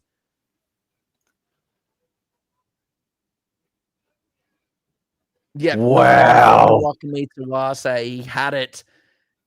Oh, but the great work there from Wardle to be there and support, and he's forced it free. Good defense from England. And you thought after that Walsh break that they were certain to score, but England have held on. Yeah, they got some tough runs coming up here, and Walmsley has the second one of the set. They're only 15 metres out from their own try line. This is Herbie Farnworth now up over the 20. Nice post-contact metres. Third tackle, still waiting for play the ball. And Lytton goes left. Walmsley gets over the 30-metre line by a metre or two. And this is the fourth tackle now. Lytton goes back right to Knowles, who passes right on to Williams. He's gotten himself to the 40-metre line. Plays the ball. Goes left. Lewis kicks, just inside the 40, but it's taken a deflection, and it's going to be a scrum here for Australia about around that 30-metre line. Yeah. That's not the worst result, to be honest. No. After that Walsh break, as we can see it here, he just gets on the outside of Lewis and then just cuts straight back in and on the inside there, and he's just looking for Addo-Carr. And you can see Addo-Carr scheming through the middle, and that's a great ankle tap from Herbie Farnworth there, man, to bring down the Fox. Unreal from Herbie Farnworth. That's a really underrated play there, Sam, from Herbie Farnworth. But anyway, the Australians continue. We're back to live action. And that looks like a Mr. Carrigan that's up to the 40-metre line as Reuben Cotter. Oh, dearie me. He saw the luscious beaches of Mission Beach there, Reuben Cotter, and then luckily snapped back into action and could hold on to the ball as now Hudson Young is brought down just on halfway. Grant now gives it to Munster. Munster, lovely ball through the middle of the field, and Cotter, yes, he no bobble this time, holds onto it beautifully. Last tackle around 38 metres out from the the England line. And a lovely little short ball to Angus Crichton. Angus Crichton, he doesn't need anyone, Sam. And big Gus Bus. Who needs a London bus when you can have a Gus London bus? And over goes Gus Bus. Angus Crichton, that is a TRY, but they are going upstairs. 12 points to nil. I don't know what happened to Mr. Wellesby. It was like he's stuck in quicksand on the try line, but Angus Crichton, there was just so much space. He just pinned the ears back, maybe as he dropped it.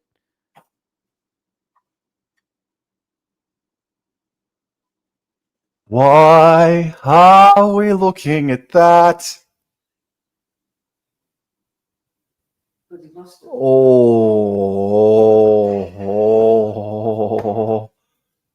yeah. From that angle. Oh. Is this the? Oh, it is a try in the end. Oh. It was always a try. It's always been a try. What the flying hell are we going upstairs for that? Goodness me. Holy sweet mother of Mary. But anyway, forget about that. The Australians on the last tackle, Sam, I'm pretty sure the last 2 times that they've ran it, they've caught England at 6s and 7s. And last time it was Nwakani Tawase at the top of the screen or the far side of the field that made the break. On the close side of the field after they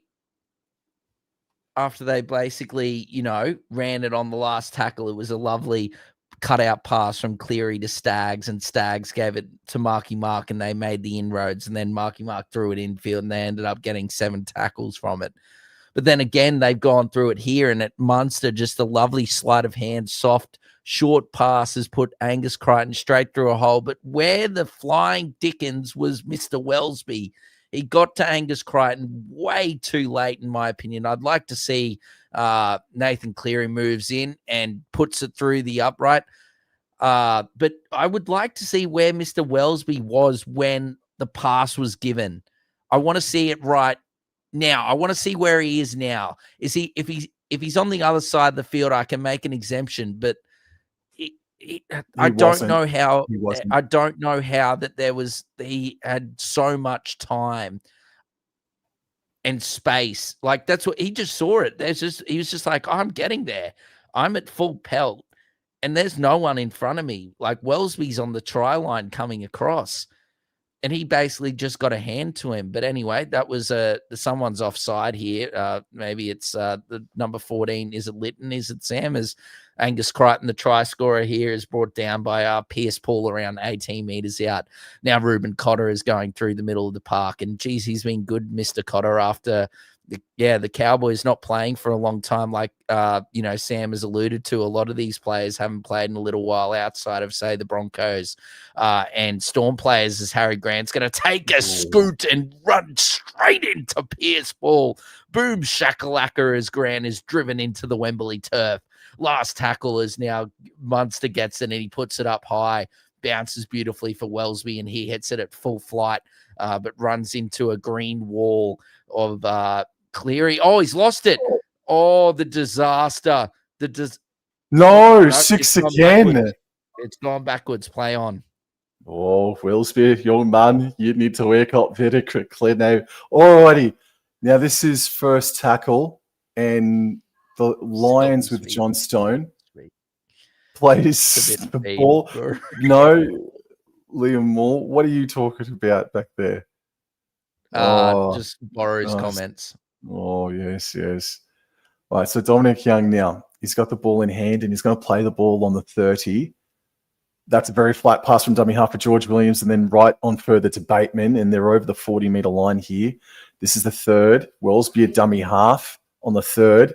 Very flat pass there for Williams, who throws it way out left to Lewis. It was a very nice ball. Lewis decided to hold on to it and took the tackle by Cleary, but they've entered Kangaroos territory here, and it's a pass back infield here for Kai Pierce Paul. He offloads back to McMeekin, And it's worked its way out for Wellesby, who offloads back to Farnworth, right onto Dominic Young from 30 metres out, puts the foot down, and he passes right into the melon of Reece Walsh, if you don't mind. Oh, gee whiz. Oh, it's gone straight into the melon of Walshy. Great defense from Shibasaki there as Adokar pushes in. He gets on the afterburners there, Sam, and gets the tackle on Dom Young, and he goes to throw it infield to stay in play, but throws it straight into like a mile forward and straight into Walsh's face. Christopher Jones Boru is asking. Magic Mikey, is that because he disappeared in the first half? Oh dear. Boru, how do I do a poll in here? I don't know. I've never done a poll in here. We could just ask a question, man. But just let us know in the chat. Do you think that England are going to score a point? I certainly think that I think they can. They've definitely looked really dangerous, Sam, when they've shifted to the edges here. Anyway, we've got to continue with live action. Angus Crichton on a lovely Munsters unders ball now has made his way all the way up to the 40-meter line. He's not happy about it. Plays the ball anyway, but Grant now, Carrigan, lovely little short, flat ball there to Lindsay Collins there, Sam, that nearly went through there, Collins, but good defense from the English. And it's sort of been the same sort of trend here as Cleary now gets it and gives it to Hudson Young. Defense through the middle of the park outside of that Walsh run has been really, really good. Last tackle here, Grant now gives it to Walsh. She sends it really aerial. Wellesby's pushing through, takes it nicely, and then he's tackled beautifully by the Kangaroos. Just remember 22 meters out, Sam. Just remember, Tom Dearden and Colin Matungi have not been used yet by Coach Kevin Walters, and they could do some serious damage. Dominic Young offloads back to Herbie Farnworth. They are going nowhere in a hurry. Farnworth offloads back now to Trout, and Trout gets over the 30-meter line by a few meters.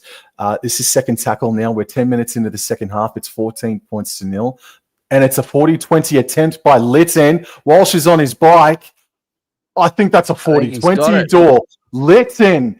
He has provided some speed, some craft out of dummy half since he's come onto the paddock, bro.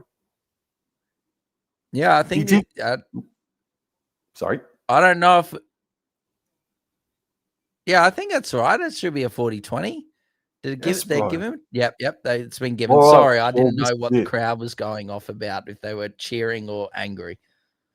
All right, this is it here for Lions. Lytton feigned to go left, went right, found George Williams, passed on right to Wellesby, right to Farnworth, and Farnworth is wrapped up in a good tackle by Munster. So it's second tackle right next to the sideline, and they throw it way back left in field. Williams first receiver, then back under here for Trout, and Trout is tackled 11 meters away, but they've centralized it. They've set themselves up. What do? It's a slow play the ball. They go left. George Williams, it drops the freaking ball, and Walsh has picked it up. Is Walsh about to go 90 meters? Oh, no. Why did he take the tackle, Walshy? Did he not have enough? He did the right thing. He did the right thing. I've got no, he probably could have kept going, but I think he was getting caught. Walsh's speed is off the mark. It's not over a long period of time. So your likes of Josh Adokar is probably going to be quicker than Walsh over 100 meters, but over 20, there's no one quicker than Reece Walsh. So, but anyway, he did the right thing. He didn't do something stupid, Sam. He held on to the ball, and now here come the Aussies, and Cleary throws a lovely dummy there. Sam, but good defense from England. Now Grant at dummy half gives it to Cotter. Cotter gives it to Munster. Munster scheming, ducking under one, but can't duck under two. He's brought down here around 22 meters out from the England try line here. He's going to play the ball. Grant at dummy half, and Munster's really resenting that. And Grant does a little chip and chase. He's scooting through, and Wellesby's there to clean up. Harry Grant, like a thief in the night, Sam, just pounced on that ball. And the lovely little chip and chase there, and he was off like no tomorrow. Look at him go, and Wellesby luckily positioned really well. That was good from Wellesby, good positioning, and he's there to kill the play. England haven't come out of the sheds in the second half, mate. I wouldn't go that far. They kicked I a would. nice. I'd kicked a really nice 40-20. That hasn't gone the distance. Oh, it will. Oh, Dominic Young telling the future, but Shibasaki doesn't like it. But Dominic Young was in the right spot at the right time. Now Herbie Farnworth is tasked with a bastard of a run, and he's met by kangaroos all over the shop. And now Farnworth versus Munster potentially. Oh, no, now Dominic Young, third man in now potentially. Ruben Cotter involved as well. Now, is this going to be a penalty, or are we just going to play on? Nah, I think he's just going to have a chat to him. He just said, calm down. Oh, Collins, maybe with some heavy contact, but Munster was all over him too, wasn't he? Yeah. No, just play on. Oh, dear. All right, I think everyone's just appreciating just the small breather here. Oh, we are as well. Yes. I know you are. You haven't shut up for 10 minutes since the second half has started, hey? Sorry. You know what I mean? You know what I mean? Yeah, It's all been the Kangaroos in this. It's all been the Kangaroos in this second half, and play the ball has happened now, and it's a third tackle. Lewis now goes out left to Williams. Williams left onto Wardle, and Wardle, good tackle by Staggs.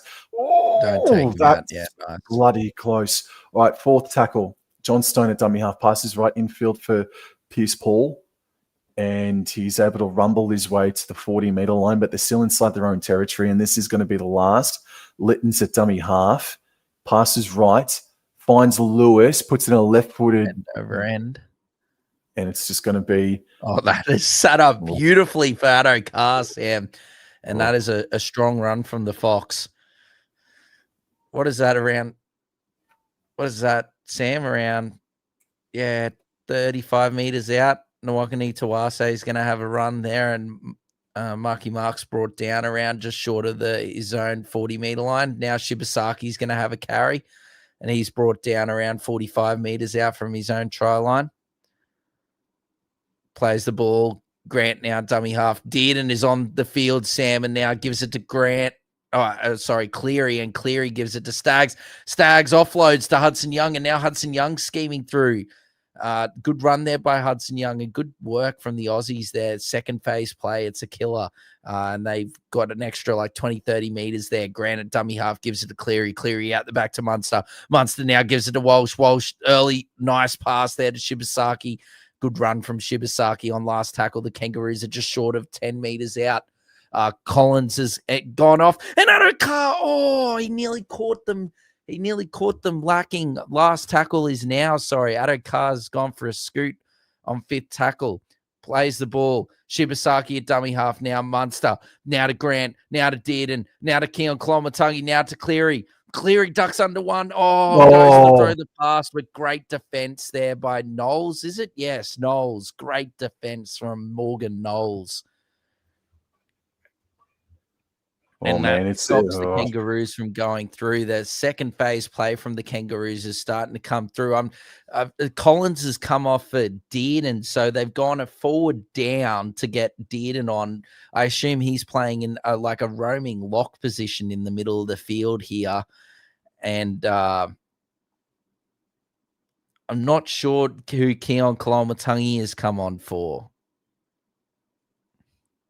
Any idea, Sam? The second rowers are still there. Okay. Collins has gone. Collins went off for Dearden. Well, anyway, England have won the scrum here, and it's gone out to the left, and Wardle's got the ball. Only a meter made on that occasion. So Cotter's still out there as well. Dearden's out there. I'll work it out. They'll put it up eventually. John Stone plays the ball just short of the 20, and Pierce Paul. Oh, man, Kangaroos, they know it. There is serious blood in the water here. England's blood is all over the shop here. But they're spreading it out to the right-hand side. Wellesby right onto Farnworth. And they've been able to get to the 30-meter line, just a little bit beyond it. And this is the fourth tackle. Scoot out of dummy half by Wellesby to get back into centre field, but no meters forward really, only a meter or so. And Kolomatangi absolutely smacks him down. And now this is the last tackle. Lewis under serious pressure by Dearden, but he got the kick away door. Yep, into the sunlight, and Nwakani Tawase takes it beautifully there, Sam, and he's brought down around 25 metres out from his own try line, plays the ball now. Cleary now, dummy half, just gives it to Staggs, and Staggs is struggling for metres. He gets maybe a couple, gets up to just over the 30 as Grant now, dummy half, gives it to Colomatungi. Nearly went through for the first break through the middle of the field outside of Walsh. Plays the ball around 40 now, did, and nice little flat pass there to his club teammate, Ruben Cotter. And Cotter plays the ball on halfway. Munster now gives it out the back to Walsh. Walsh gives it to Shibasaki. Shibasaki gives it to Addo-Carr, and he's dropped it. Oh, Addo-Carr. Now that I'm starting to think that Addo-Carr's half the problem because his timing or his positioning's been off. He just put the afterburners on a bit too early. Or Shibasaki's pass went behind him. I don't know. Let's put them both down for a negative error or a mistake. So just like we did for Walsh and Addo-Carr before. But man, like you said, yeah, the Kangaroos, the Kangaroos have made 12 errors. So there's been 20 errors in total, 12 from the Kangaroos, 8 from England. It's been a good game, but there has been a lot of stoppages due to errors. Anyway, England have got the scrum, Sam, and away they go. And George Williams just tucks it under his arm and says, "Come at me," and he makes about 8 or so meters. And I believe that's Lee's out there again. And he's got himself up to halfway. Litton is still out there. He goes to the left-hand side. Williams, very flat pass to Pierce Paul, but he's up over the 40-meter line by a little bit. Plays the ball, third tackle. This is Six a ball again. with Lee's. There you go. Thank you. Alrighty, Litton. So huge chance here for England. Litton feigned to go left, came back right. Knowles right on to Lewis, but Munster was steaming onto him. That's great defense. Munster's been really good in this game, man. More so defensively than attacking. Litton scoots the right-hand side. Was Munster onside? He got taken out by the guy and just dived out, so I don't know. All right, Williams now. Flat ball for Kai Pearce-Paul. Wanted to offload but couldn't. Fourth tackle. They're 8 meters out, left of the post, and Litton goes right for Knowles, right for Wellesby for Farnworth. He puts on the brakes, and Crichton is right there. Oh, and Harry Grant, a big hit in the back of Farnworth. That looks like it would have sucked. This is last tackle about 12 meters out. Lewis, left-footed crossfield kick here for Johnstone and Wardle. Wardle bats it back for Pearce-Paul. Left on for Johnstone, puts in the grubber kick. Oh, what a trap! And pick up from Nwakani Tawase, bro. Wow, who needs Cristiano Ronaldo when you have Mark Nwakani Tawase? What a first touch. Look at this. Johnstone puts it through and he trapped it too. The English fans would appreciate that. That is stunning footwork there from Nwakani Tawase. Holy hell, that's magic from Marky Mark. Who was it? Magic Mikey has disappeared. Well, he's back now, Marky Mark. He is being special as now Colomatungi plays the ball. Grant, lovely long pass to Cleary. Cleary now gives it to Cotter. Oh, the Kangaroos are making some territory now through the middle of England, starting to tire here. Last tackle now. Grant gives it to Cleary, and Cleary puts it up. Huge bomb into the middle of the field, perfectly placed, and Johnstone takes it inside his own 10, and he's going to be brought down just on his own 10-meter line, Sam. Again, man, it's a turn of phrase, but the screws are just turning here, man. The Kangaroos are just cutting the oxygen off to the English, something fierce here. And Wardle, he's gotten himself over the 20-meter line here, and this is going to be third tackle. It's a flat pass there for Lewis. Straight and Nardle. We beat the first attempt and got over the 30 by a couple. Litton remains a dummy half. He puts in another attempt at 40-20. That's his third. Walsh has to get on his bike, but he's going to get there. Yeah, Walsh has read that one. And here goes Walsh again. Puts on the footwork, but great defense there by John Bateman. Whoever number 10 is just given Walsh a bit of a bit of work on the face there. But anyway, the game's starting to liven up, and it's a penalty. Just as I say, the game's starting to liven up, a penalty. Is that 3-3? Something close to it, man. I'll have a look now. I honestly, I don't think when Grant Atkins referees next week that this is going to be officiated the same way. There would have been multiple more 6 agains called and penalties than what there has been. I don't hate it. 3-2. I don't hate it. 3-2. Oh, and Tino's on and cops one to the melon. Cotter has gone off. A good stint from Sam, stint from your man, from Ruben Cotter. I thought he was terrific. And lovely ball from Kaloa Matangi there to Dearden, who's caught one there, but he's all right. Tackled there 40 meters out from the England line. Cleary now gives it out to Young, and Young, I think, has actually got better as the game has gone on. Had a pretty average first half for a quality player like Hudson Young standards. But Grant, now lovely little set play here, dummy to Cleary and then dummy to Walsh. But well defended there by England, read the whole situation really well. Walsh now dummy half, now gives it to Did, and Did dummies under to Cleary, to Tino. Now Cleary gives it to Munster. Munster, lovely offload to Angus Crichton. Oh, and the London Gus bus has gone over again. Oh, the double-decker for Gus Bus. 2 of the best at Wembley Stadium this afternoon, Sam. And it is in the 18 bus, points to 0. We trust. In the bus, we trust, Burrow. In the bus, we trust. Wow. And it's a beautiful play. Like I said, Nathan Cleary to Munster, the 7-6 combination there, Sam. As you can see there, there's some extra work there on the face. It's number 10 again. And then Herbie Farnworth wouldn't let go. And then look at this, Cleary, Munster, dummy. And then there's just he's got the hand free. Angus Crichton, quality player, gun second rower, just there in support, as all good players are. And he's just too good, too quick. And over goes Gus Bus, and lovely header. That's a shout out to, who could we say? Maybe a Robin Van Persie. A lovely header from Van Persie there for Angus Crichton. It's 18 points to 0.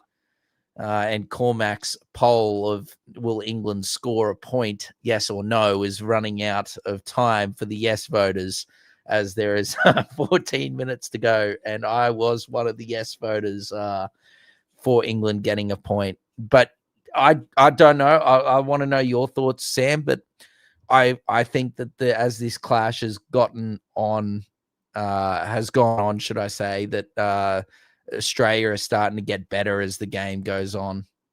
Yep. Yeah, you've just hit the nail on the head, bro. Unfortunately, but I don't think both sides have performed well. No, but again, it's some of these players' first contest in about 8 weeks or so. But they had the first set of the second half, England, and they kicked, they chased, and their props right in the middle they had no idea. Got a Blues jersey. And Reece Walsh made freaking 80 meters. And it's been downhill since. Oh. I don't know who I want to say is my best player for the Kangaroos. Like, Munster's been great. Angus Crichton's been good. Reece, that's just they're going to challenge here.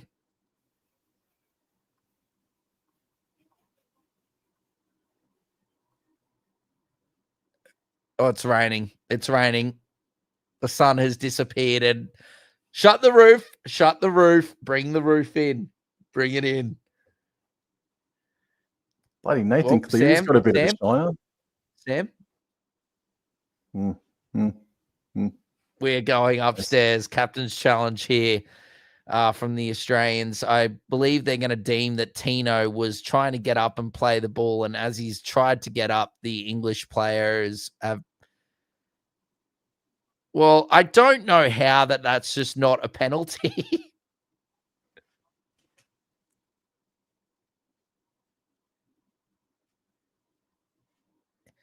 So It is inconclusive.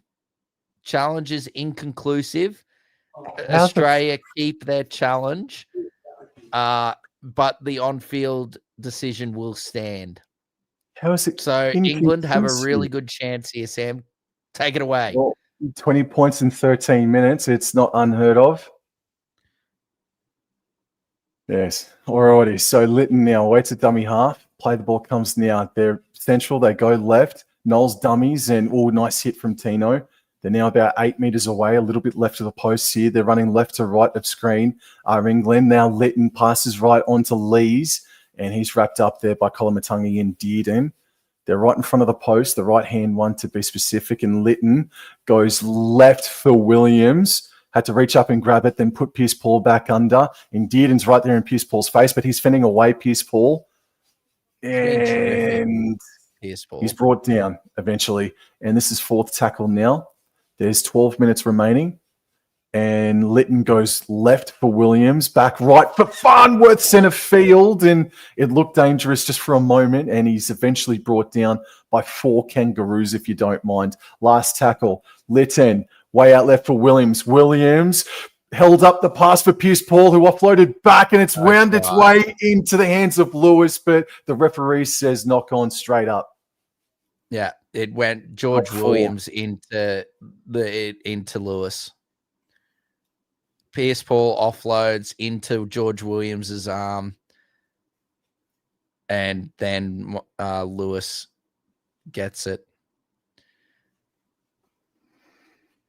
Pierce-Paul's been terrific. George Williams has been great as well, but I think with how good Pierce-Paul's been in this second half, he's definitely pushing for best English player on the park now, passing George Williams. But Williams has been outstanding, the captain, really led from the front here for the English Lions. Anyway, Grant now gives it to Angus Crichton. Angus Crichton's been great for the Kangaroos. He plays the ball. Grant now gives it to Kolomatangi, and Kolomatangi driving, Sam. He's driving for meters there. Gets up to around 32 meters out. Grant now gives it to Walsh. Walsh for the booming boot. Going for the 40-20. Oh, he's hit it well, but it's just short. It's about a 30-25. Yeah, not missed it by about. See, there meters. There it is. The offload here from Pierce-Paul, as you can see here, Sam, comes off the arm of Williams and travels forward, and then Lewis grabs it and puts it down. Anyway, England have got the ball, my friend. 10 minutes to go, 20 points to 0. It's definitely been willing. Defense has been stinging. It's definitely been willing, but ball handling, execution, a lot left to be decided. They've created chances for themselves. England just haven't had the execution, the polish. And now this is Walmsley passing onto Williams, out the back right to Wellsby, right to Farnworth, bends away from one, keeps the ball alive. Angus Crichton, the Gus bus comes in and collects the pill. No. Herbie. I know you need to score points, but that was a real low percentage pass. There's been a fair few of those actually this afternoon, Sam. That's just such a low percentage pass.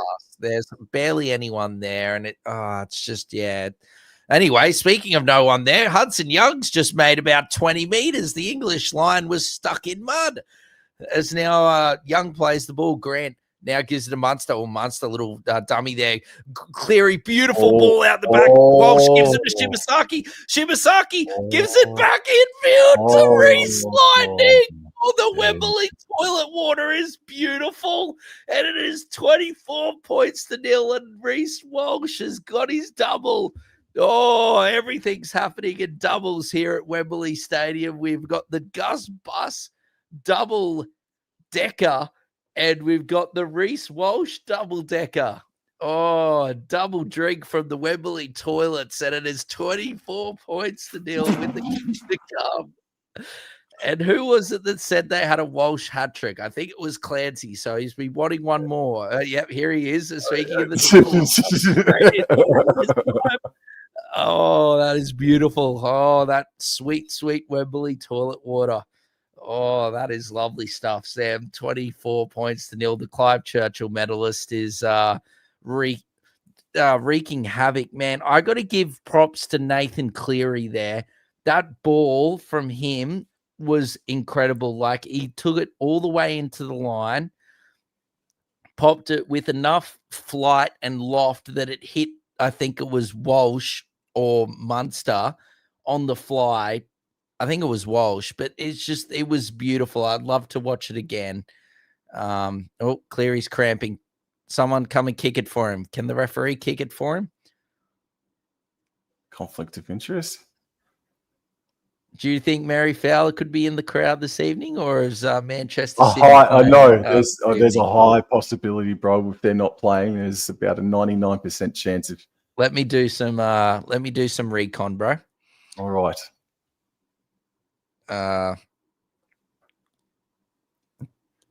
Well, what is it? I think it's the Women's Super League.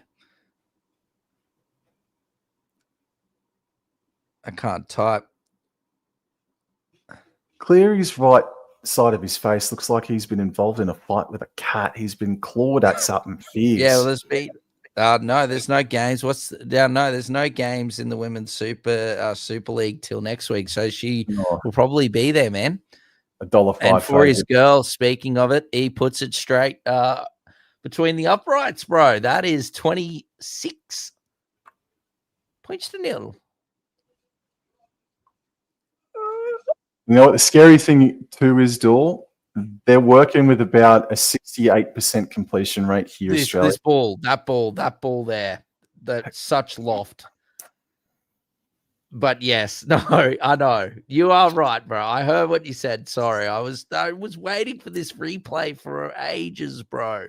And they show it, buddy, as the other team's kicking off. They need to improve the coverage, bro. What's Sky Sports UK doing to us, bro? As oh dearie me, Borrow's really going hard for the English. Look, they might with Brimson at the back anyway. They cut out ball from Walsh to Marky Mark. Oh, that is great defense from I don't know who it was. Oh my god, he somehow kept it in. Holy shivers! And Walsh is throwing like a half of the field cutout ball to Munster. Munster's now scheming through the middle. This is exceptionary. Now Munster through the middle. Oh, goodness me. It's all happening as Pierce Paul is finally brings down Munster. Grant now dummy half gives it to Dearden. Dearden out the back to Cleary. Cleary now gives it to Shibasaki, and the Wasabi has put it down. Shibasaki had a bit of wasabi on his hands and has put it down, man. It's not Shibasaki, it's wasabi. Yes. It is not good. That was it. He just sort of had a look, didn't he? He was a bit worried about Herbie. Oh, look how the hell did... Oh, in there, bro. All right. Trout has come off the clock. What did they get a penalty or something? Did they? For the offside. Crichton got that in an offside position. Yes. Yep. 3 apiece then. 3 apiece. They're up 26-0, and Tino is acting like it's the first minute of the friggin' game. Serious intensity from him. And the ball's now inside Kangaroos territory. It's test match, bro. Who's that? It's Clark that's back out there now. Wellsby left on to Pierce Paul. Those run meters are very graphic, bro. Nearly double. All right, so it's coming back infield for Mikey Lewis and then back under for Morgan Knowles. And Knowles has gotten himself to the 20. This is 4th tackle. 5 minutes remain. And it goes to the right from Lewis. Right on to McMeekin and back under for Wellsby. Left to Lewis. He's running across field, puts in the left-footed grubber kick. Someone was taken down in back play. Staggs has got the ball. What's referee Liam Morgan say? Penalty.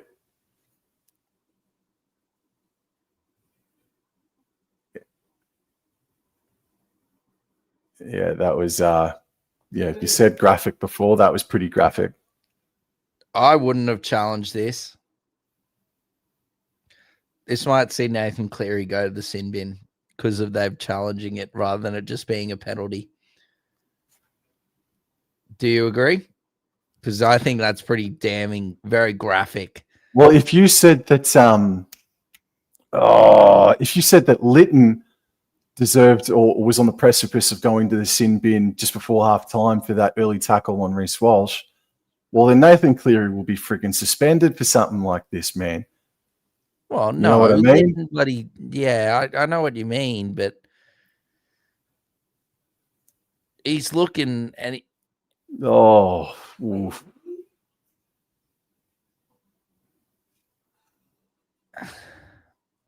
Well, England could take the 2 and get a point. And Borrow would have to. He would have to retire. They're not going for the 2. They're going for the try. McMillican has the ball and will play it eventually. 6 again. And this here is Morgan Knowles. He's taken down just in front of try line. Clark. Scoots the left-hand side. He bounces off a couple of kangaroos and scores a try for the Lions. Scored! 26 points to 4. Jess. And freedom of desire. Yes. Fasting. Yep. This is taking me back to not Wembley. This is taking me back to KO. Oh, did Herbie bring his music over here as well after the Dolphins scored a try, bro? This is the song they play. This is the song they play, man. I have no idea what you're talking about, Dor. I can't hear any music, bro. The TV's down. I have no idea, mate. None. Freed by Desire is playing. Speaking of going down to back in the 90s again. Yeah. Lewis with a blindfold on gets it 26-6. They just didn't come out of the sheds. They didn't come out of the sheds good enough. That's what they just haven't come out of the sheds good enough. Who was it here? What? Dearden, Grant, Walsh. Dearden, Walsh, yeah. Coach Walters won't be impressed with that.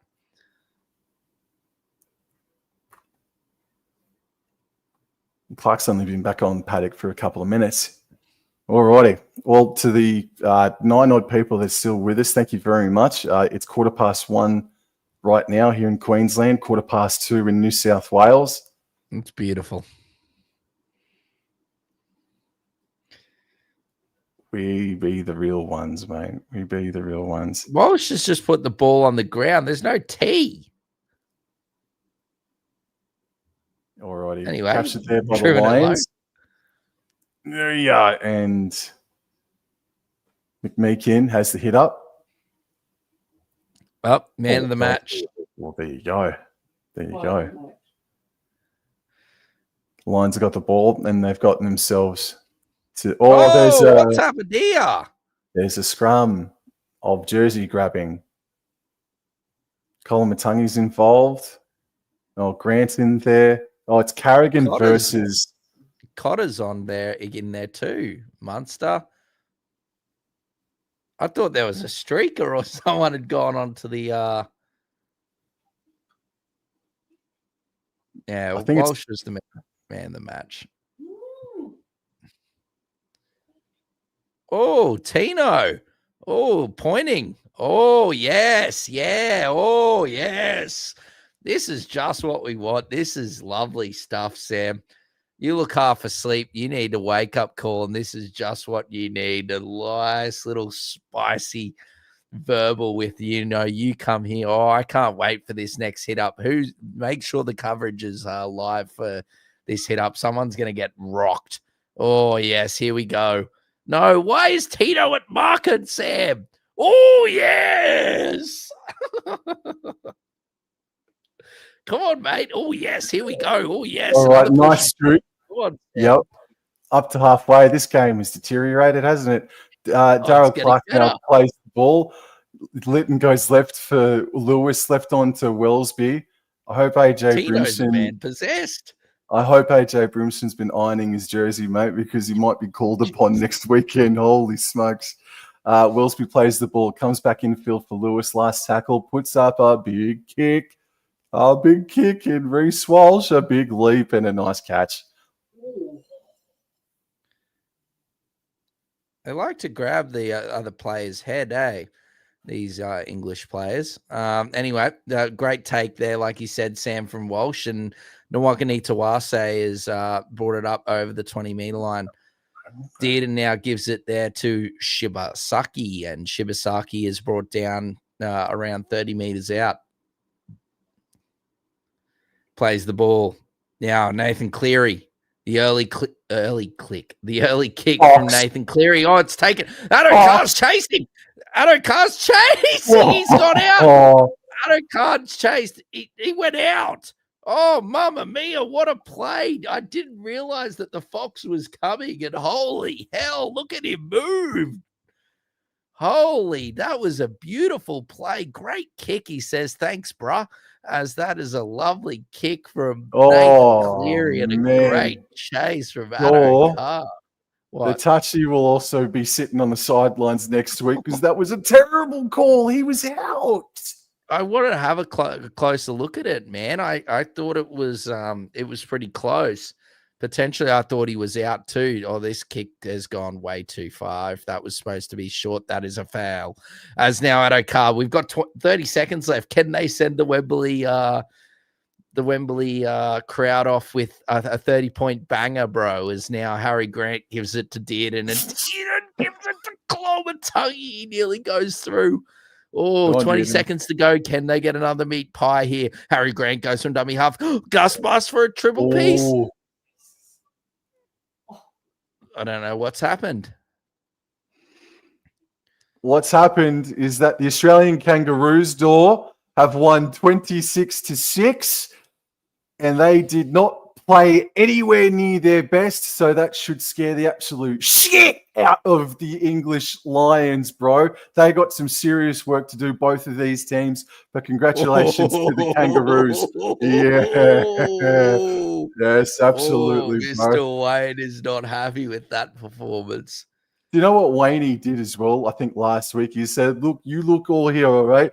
Some of the past times that you've represented the jersey, you've played a bit shit. I just want to be really honest with you about that. This is what you need to improve on. Now, don't fuck it up now. Well, the result of that big pump-up speech is a 26-6 loss to the Kangaroos in game one of the Ashes.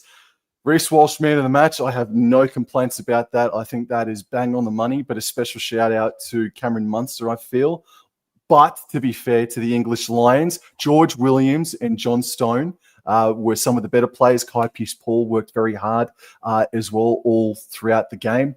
I think, how do you see it, or is that about how you see it as well with the players? Yeah. George Williams and Kai Pearce-Paul were the best two. Herbie Farnworth, I think maybe third there, but he had a few mistakes in him. But I think that George Williams, Kai Pearce-Paul, the best two for England. Look, their hookers weren't bad either as well. I'd probably add both their hookers in. I don't know. Clark scored the try, but I think what was it, Litton or whatever was probably Litton was the better. There was the better one there. Had some good 40-20s and a bit of spark out of dummy half there for the English or Knight Clans. And then for the Aussies, I can't argue with Reece Walsh being the man of the match. I thought there was some great performances from Cameron Munster, Angus Crichton were probably the next two best, I think. Yep. But the question I have is, like you said, look, Australia didn't really play that well.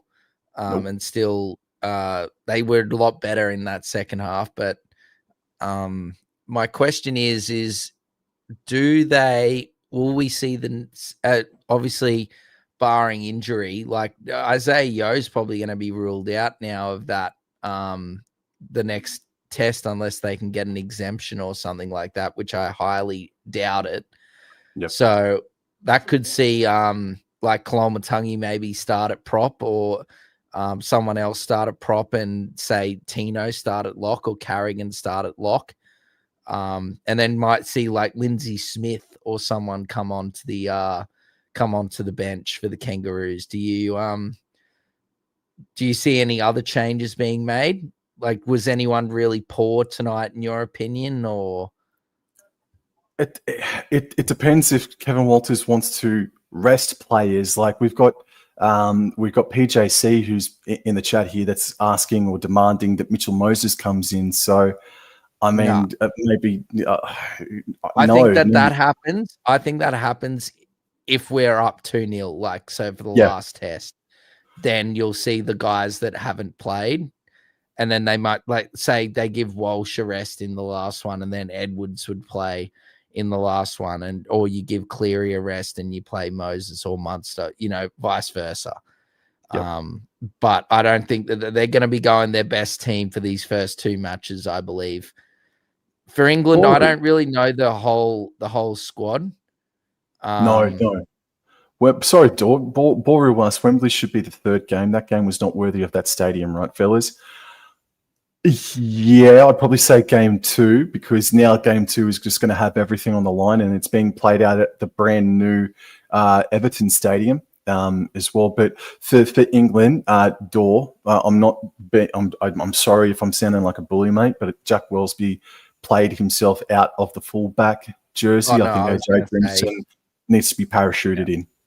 I was going to say that was going to be probably the change, or the thing that I suggested potentially, is that I thought with a player like AJ Brimson there, that performance from Wellesby was not enough. I think the halves were fine, so there's no movement for Wellesby in the. I had no real issue with the England back or 1-7 apart from Wellesby. I just thought likewise. I thought everyone else, Dom Young was good, John Stone was good, Wardle was good as well, and Farnworth was good. Lewis and George Williams were good as well. The hooker rotation was nice. Maybe the forwards might, outside of, say, Pierce Paul, was probably the only one I could say. I'd have to have a look at the stats or whatever, but Pierce Paul was the only real one to me that had real impact. So, yeah, I just think that the most obvious move is that Brimson needs to come into the team, and I think that it would benefit England if he came in at the back. Yep, absolutely.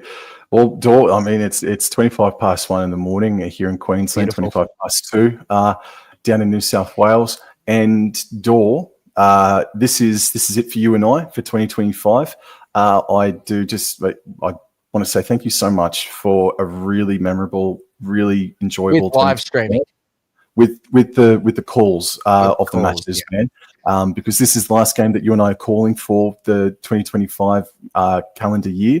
And no, seriously, man, I just want to say thank you so much for helping me grow, just being a mate to me. Like, I genuinely want to say thank you, mate. I've really, really enjoyed it, and I hope you have as well. And already counting down the days until the next one, whatever that might be. But obviously, we are still going to be making some content, and I'm really looking forward to doing that. So everybody stay tuned for that. So we'll still be collaborating, but this is the last call of 2025 for Dor and I together. So thank you so much, man. No, seriously, I really mean it. Thank you. Yeah, no, I might try and go solo or whatever on the other two games of the Ashes, because why not? So yeah, stay tuned. I won't be with Sam due to work commitments for Sam, but I'll try my absolute best to call the next two or the whole Ashes series, so at least someone's covering it. But yeah, man, 26.6 wasn't the greatest international game of all time. But look, it was a good game, and it was like Cormac sort of was alluding to with his statement about Wembley should have been the third game. Both sides didn't really bring their best effort, but we saw Australia definitely start to get in the right direction. Their combinations start to flourish there in the back end of that, or in that second half, should I say. Basically started, like you said, Sam, basically like 1 or 2 minutes into that second half when Walsh made that break from the kick. Yeah, it was just all Australia basically from there. England had a little few flickers, like Clark scored that try there at the end, but not really much going their way. So anyway, great Ashes test match. Thank you so much, Sam. You've also helped me out as well, mate, with these live streams and calling these games. I didn't really delve into this sort of stuff until I met you, mate. So without meeting you and doing this stuff with you, I wouldn't be probably doing this sort of stuff. So I thoroughly enjoy it. Thoroughly enjoy your company. And it's been great. It's been a blast. We've got more stuff in the works, but yeah, no more calls of Sam and I, unless, I don't know, Sam falls sick and doesn't go into work for one of those things. Then there might be another Ashes test match, but no, I don't think there'll be anything else. But hey, look, Sam and I will be at Suncorp tomorrow. If you're still here and you're in the lovely Sunshine State, Sam and I will be at Suncorp tomorrow. So if you see us, feel free to come and say hello. But yeah, we'll be there for the double header with the Jillaroos taking on Fetu Samoa, and then the big one, the Red Sea taking on the Blue Army in Toa Samoa versus Matamua Tonga. So that is going to be absolutely unreal tomorrow.